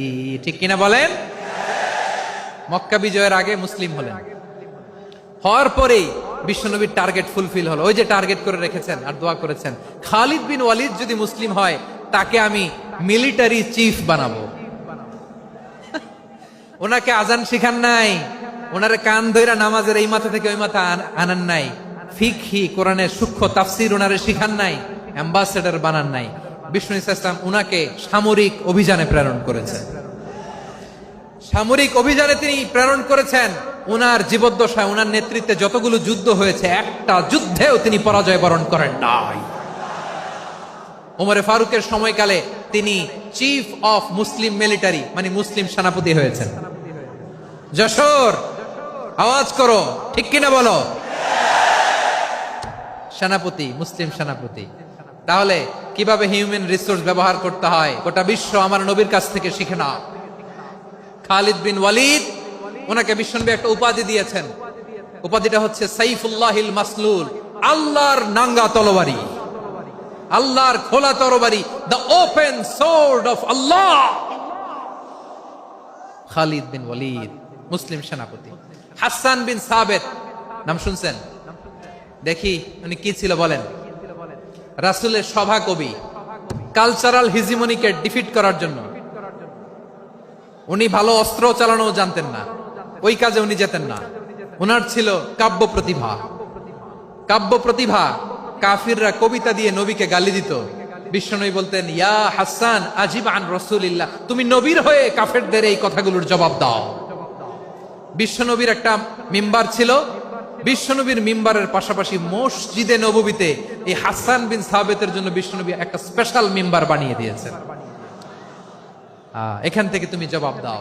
এবং বিশ্বনবী বলেছেন, আল্লাহুম্মা আইয়িদহু বিরূহিল কুদুস, আল্লাহ হাসান আমার পক্ষে জবাব দেয়, তুমি জিব্রাইল মারফত তাকে সাহায্য পাঠাইয়া দিও। রাসূল সাল্লাল্লাহু আলাইহি ওয়াসাল্লামের সভা কবি, the poet of the prophet, নবীর কবি। উনি কবিতা দিয়ে, এমন উচ্চাঙ্গের ভাষায় কবিতা দিয়ে তিনি জবাব দিতেন, কাফিরদের গা শিহরে যেত, তাদের হৃদয়ে আগুন ধরে যেত। তাহলে এরকম কবিরও দরকার আছে না নাই? এখন যাকে আল্লাহ দিছে কাব্য প্রতিভা, এরা যদি আপনি যুদ্ধের ময়দানে পাঠান হবে? যারে দিছে সুরেলা গলা, এরা যদি অ্যাম্বাসেডর বানান হবে না। হাসান বিন সাবেত ছিলেন বিষ্ণু ইসলামের কবি। হুযায়ফা ইবনুল ইয়ামান বিশ্বনবীর গোয়েন্দা বিভাগের প্রধান। কিসের প্রধান? হুযায়ফা ইবনুল ইয়ামান। ওনার ছিল ডিটেকটিভ মাইন্ড, ডিটেকটিভ মাইন্ড, গোয়েন্দা বিভাগের প্রধান। এবং উনি হচ্ছেন সাহিবু সিররি রাসূলিল্লাহ, রাসূল সাল্লাল্লাহু আলাইহি ওয়াসাল্লামের গোপন তথ্যের ধারক বাহক। নবীর যেই কথা কেউ জানে না সব হুজাইফার পেটের ভিতরে ছিল। সুবহানাল্লাহ পড়েন। মদিনার যত ইহুদিদের একটা লিস্ট ছিল, এই লিস্ট শুধু দুইজন জানতো, বিশ্বনবী আর হুজাইফা। সুবহানাল্লাহ পড়বেন না? তাহলে উনাকে কোন দায়িত্ব দিছে? কোন বিভাগ? যশোর। আওয়াজ করো, কোন বিভাগ? গোয়েন্দা বিভাগের হেড ছিল। খন্দকের যুদ্ধে প্রচন্ড আজকের মতো শৈত্য প্রবাহ, মাটি খনন করতে করতে সাহাবীদের পেটে ক্ষুধা নাই, দাঁড়াইতে পারে না নামাজের জন্য, এত ক্লান্ত, ক্ষুধা, ক্লান্ত, শ্রান্ত। বিশ্বনবী বললেন, কে আছো? এই কঠিন শীত, এই ভয় আর ক্ষুধার মধ্যেও খন্দকের পরীক্ষার টপকে শত্রু শিবিরে যে আমাকে তথ্য দিবা, কে আছো? কারো গায়ে শক্তিই নাই যে দাঁড়াবে, কেউ দাঁড়ায় না। বিশ্বনবী তখন নিজে হুজাইফাকে ডাক দিলেন, হুজাইফা, যে আমাকে আজকে শত্রু শিবিরের তথ্য এনে দিবে সে জান্নাতে আমার মোরাফাকা, আমার সঙ্গী হবে। হুজাইফা রাদিয়াল্লাহু ইবনুল ইয়ামান জীবনের ঝুঁকি নিয়ে এই ক্ষুধা, শৈত্য প্রবাহ, কোল্ড ওয়েভস কে উপেক্ষা করে পরীক্ষা টপকে শত্রু শিবিরে যে সবার কথাগুলো চুপে চুপে শুনে বিশ্বনবীর দরবারে এসে গোয়েন্দাদের মতো তথ্য সরবরাহ করেছে। বিশ্বনবীর গোয়েন্দা বিভাগের প্রধান হুজাইফা ইবনুল ইয়ামান ইন্টেলিজেন্স বিভাগ চালাতেন। মুনাফিকদের নাম ওনার কাছে ছিল। মুআয ইবনে জাবাল মদিনা রাষ্ট্রের সবচেয়ে সিনিয়র আমলা ছিলেন। আমলাতন্ত্র চিনেন তো? প্রশাসনিক কাজ যারা চালায়, অ্যাডমিনিস্ট্রেশন বুঝেন না? The department of administration. মদিনার রাষ্ট্রের সিনিয়র আমলা মুআয ইবনে জাবাল মুতাখাসসিসুন ফিল হালাল ওয়াল হারাম, হালাল হারামের স্পেশালিস্ট ছিলেন। বিশ্বনবী উনাকে ইয়ামানের গভর্নর করে পাঠিয়েছেন। বলেছেন, ইন্নাকা তা'তি কওমান আহলা কিতাব, এমন গোষ্ঠীর কাছে যাবা এরা ইহুদি নাসারা, আগে শাহাদা পড়লে এরপরে নামাজের দাওয়াত দিও, নামাজ পড়লে যাকাতের দাওয়াত দিও। গভর্নরের অ্যাটিটিউড যেমন থাকে তেমন অ্যাটিটিউড ধরে রেখো। সুবহানাল্লাহ পড়েন। তাহলে মুআয ইবনে জাবালকে দিয়ে বিশ্বনবী কবিতা লেখায় নাই, চিঠি লেখায় নাই, আজান দেওয়ায় নাই। সুবহানাল্লাহ পড়বেন না? সব শেষ সাহাবী বলি আবু হুরায়রা রাদিয়াল্লাহু তাআলা, নাম শুনছেন? বিড়ালের বাবা। কি করতেন? খালি হাদিস মুখস্থ করতেন। উনি বলতেন, আলজামু রাসূলুল্লাহ আলা মিলই বাতনি, আমার শুধু পেটের ক্ষুধার বন্দোবস্ত হইলে আমি নবীর সঙ্গ ছাড়তাম না। আমার আনসার সাহাবারা ক্ষেত খামারের কাজ করত, আমার মুহাজির সাহাবারা ব্যবসা করত, আর আমি নবীর সাথে সাথে থাকতাম। শুধু সকাল বিকাল দুই বেলা যদি আমার খাবারের বন্দোবস্ত হয় আমি আর নবীর লক ছাড়ি না। সুবহানাল্লাহ কইবেন না? 5374টা হাদিস তিনি বর্ণনা করেছেন। সবচেয়ে বেশি হাদিস বর্ণনাকারী সাহাবী। হাদিস প্রিজার্ভেশনের কাজে বিশ্বনবী ওনাকে কাজে লাগিয়েছেন। উনি একদিন বলেন, ইয়া রাসূলুল্লাহ আসমাউ মিনকা কাসীরান ফালা আহফাজু, নবী অনেক কথা শুনি আমার মনে থাকে না। বিষ্ণু বললেন, তাই? উবসুত রিদাক, তোমার চাদরটা বিছাও। আবু হুরায়রা বিছালেন, বিশ্বনবী হাত বুলায় দিলেন, এরপরে অনেক হাদিস বর্ণনা করলেন।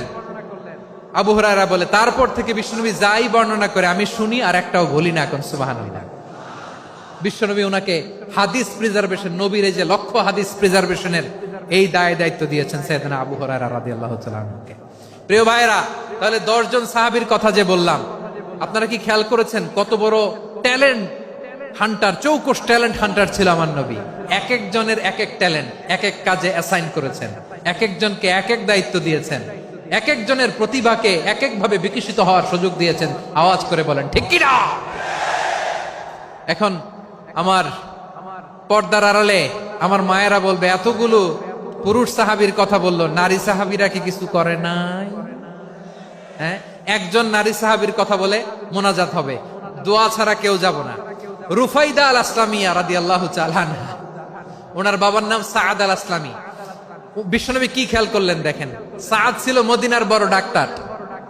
এই নারী সাহাবী রুফাইদা বাবার কাছ থেকে চিকিৎসা বিদ্যা শিখেছেন।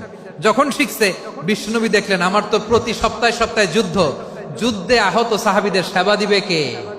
বিশ্বনবী রুফাইদাকে বললেন, রুফাইদা তুমি মসজিদে নববীর পাশে একটা মেডিকেল ক্যাম্প করো।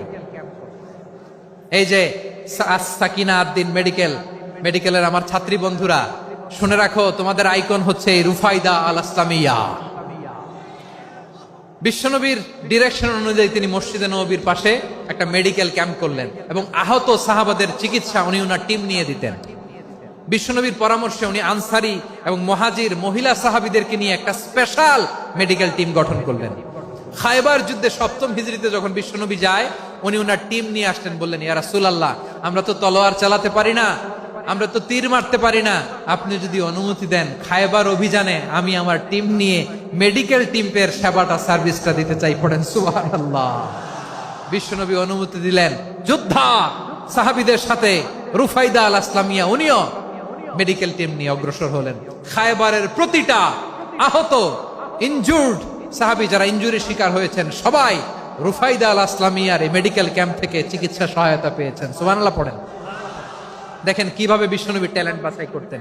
আপনি অবাক হবেন, বাহরাইনের মেডিকেল ইউনিভার্সিটিতে রুফাইদা আল আসলামিয়া মেডিকেল প্রাইজ অ্যাওয়ার্ড প্রতি বছর দেয়া হয়। যদি 8 দিনের এই মেডিকেল আমার বোনেরা যদি জেনে থাকো জানো, না হলে নতুন করে জানো, সার্চ দিও, রুফাইদা আল আসলামিয়া মেডিকেল অ্যাওয়ার্ড বাহরাইনের ইউনিভার্সিটিতে দেয়া হয়। প্রিয় ভাইয়েরা, তাহলে আলোচনার সামারি আমরা করি।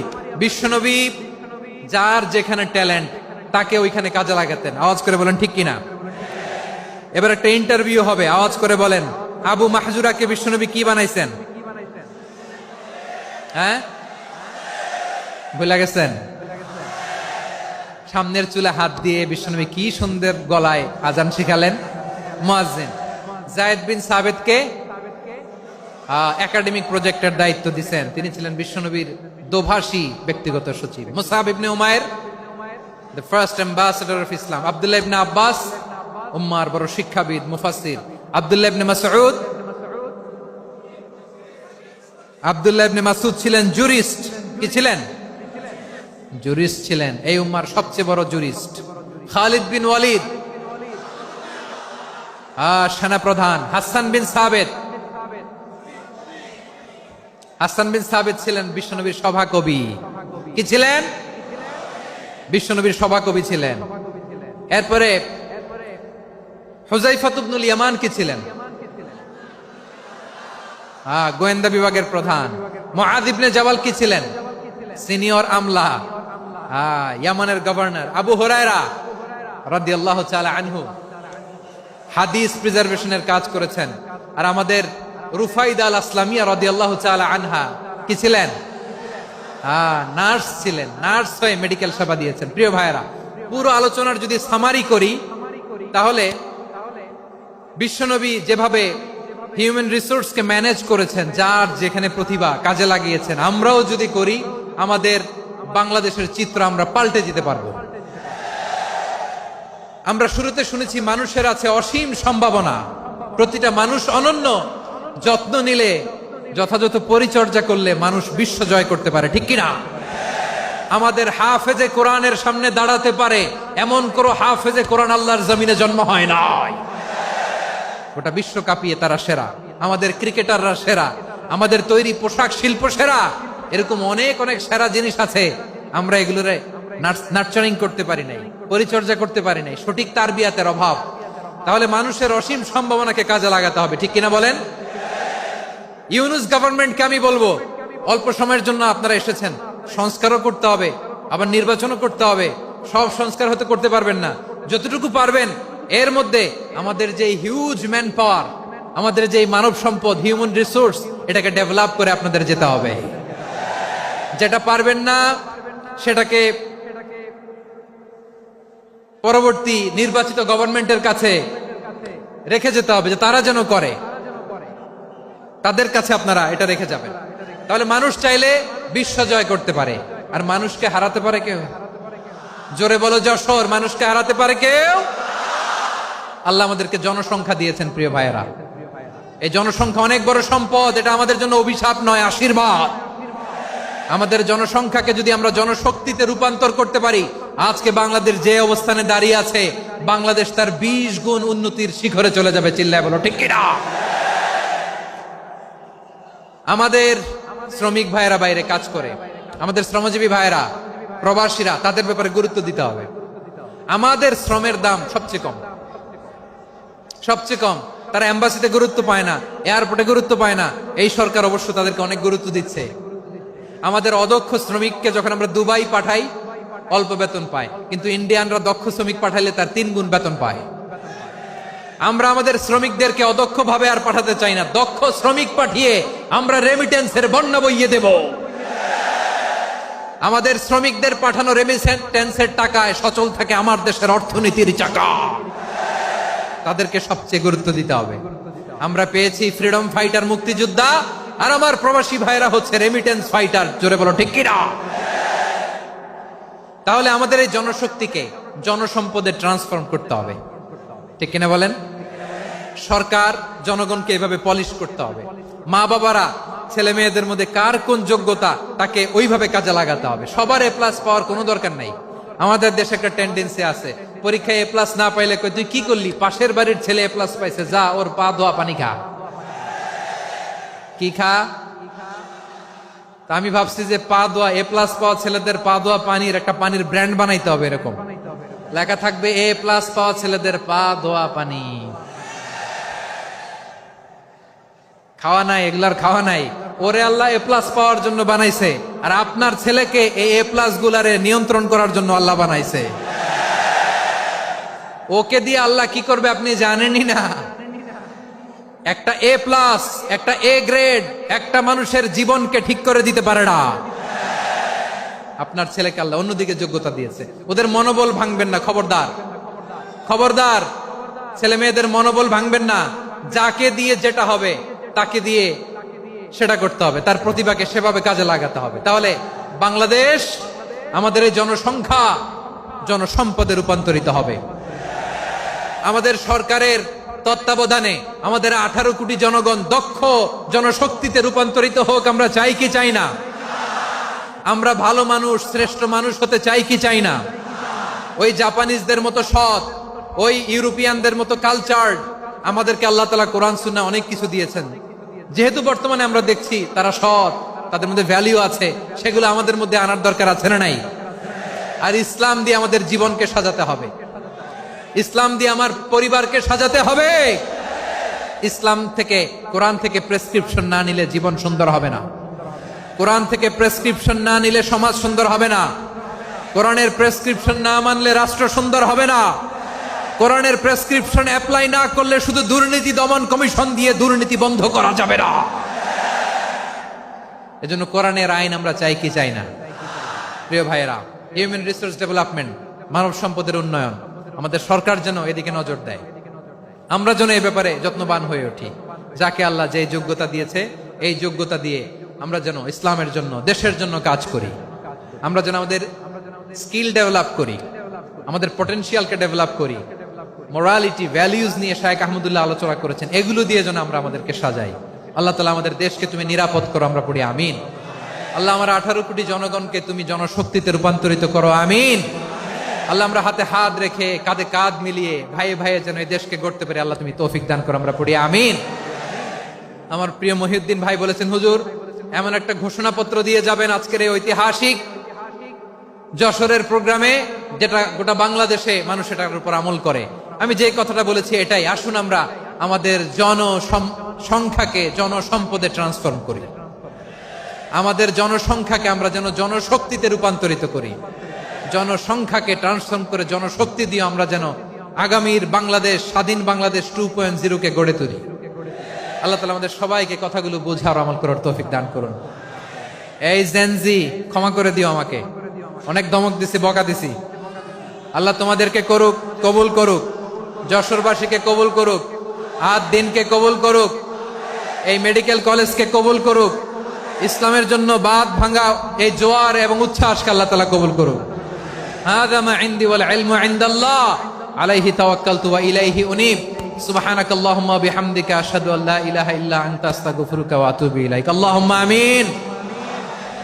রব্বানা ظلمنا أنفسنا وإن لم تغفر لنا وترحمنا لنكونن من الخاسرين. ربنا آتنا في الدنيا حسنة وفي الآخرة حسنة وقنا عذاب النار. ও বিশাল আকাশের মালিক, বিশাল জমিনের মালিক, তোমার আকাশ বাতাসের তুলনায় আমাদের হাত দুইটা বড় ছোট্ট রে আল্লাহ। ছোট দুটি হাত পেতে বুক ভরা আশা নিয়ে তোমার শাহী দরবারে চেয়ে রইলাম। আমাদের জিন্দেগির গুনাহ খাতা তুমি মাফ করে দাও। আমাদের আব্বা আম্মা দাদা দাদি আত্মীয় স্বজন সবার গুনাহ খাতা তুমি মাফ করে দাও। আমাদের যত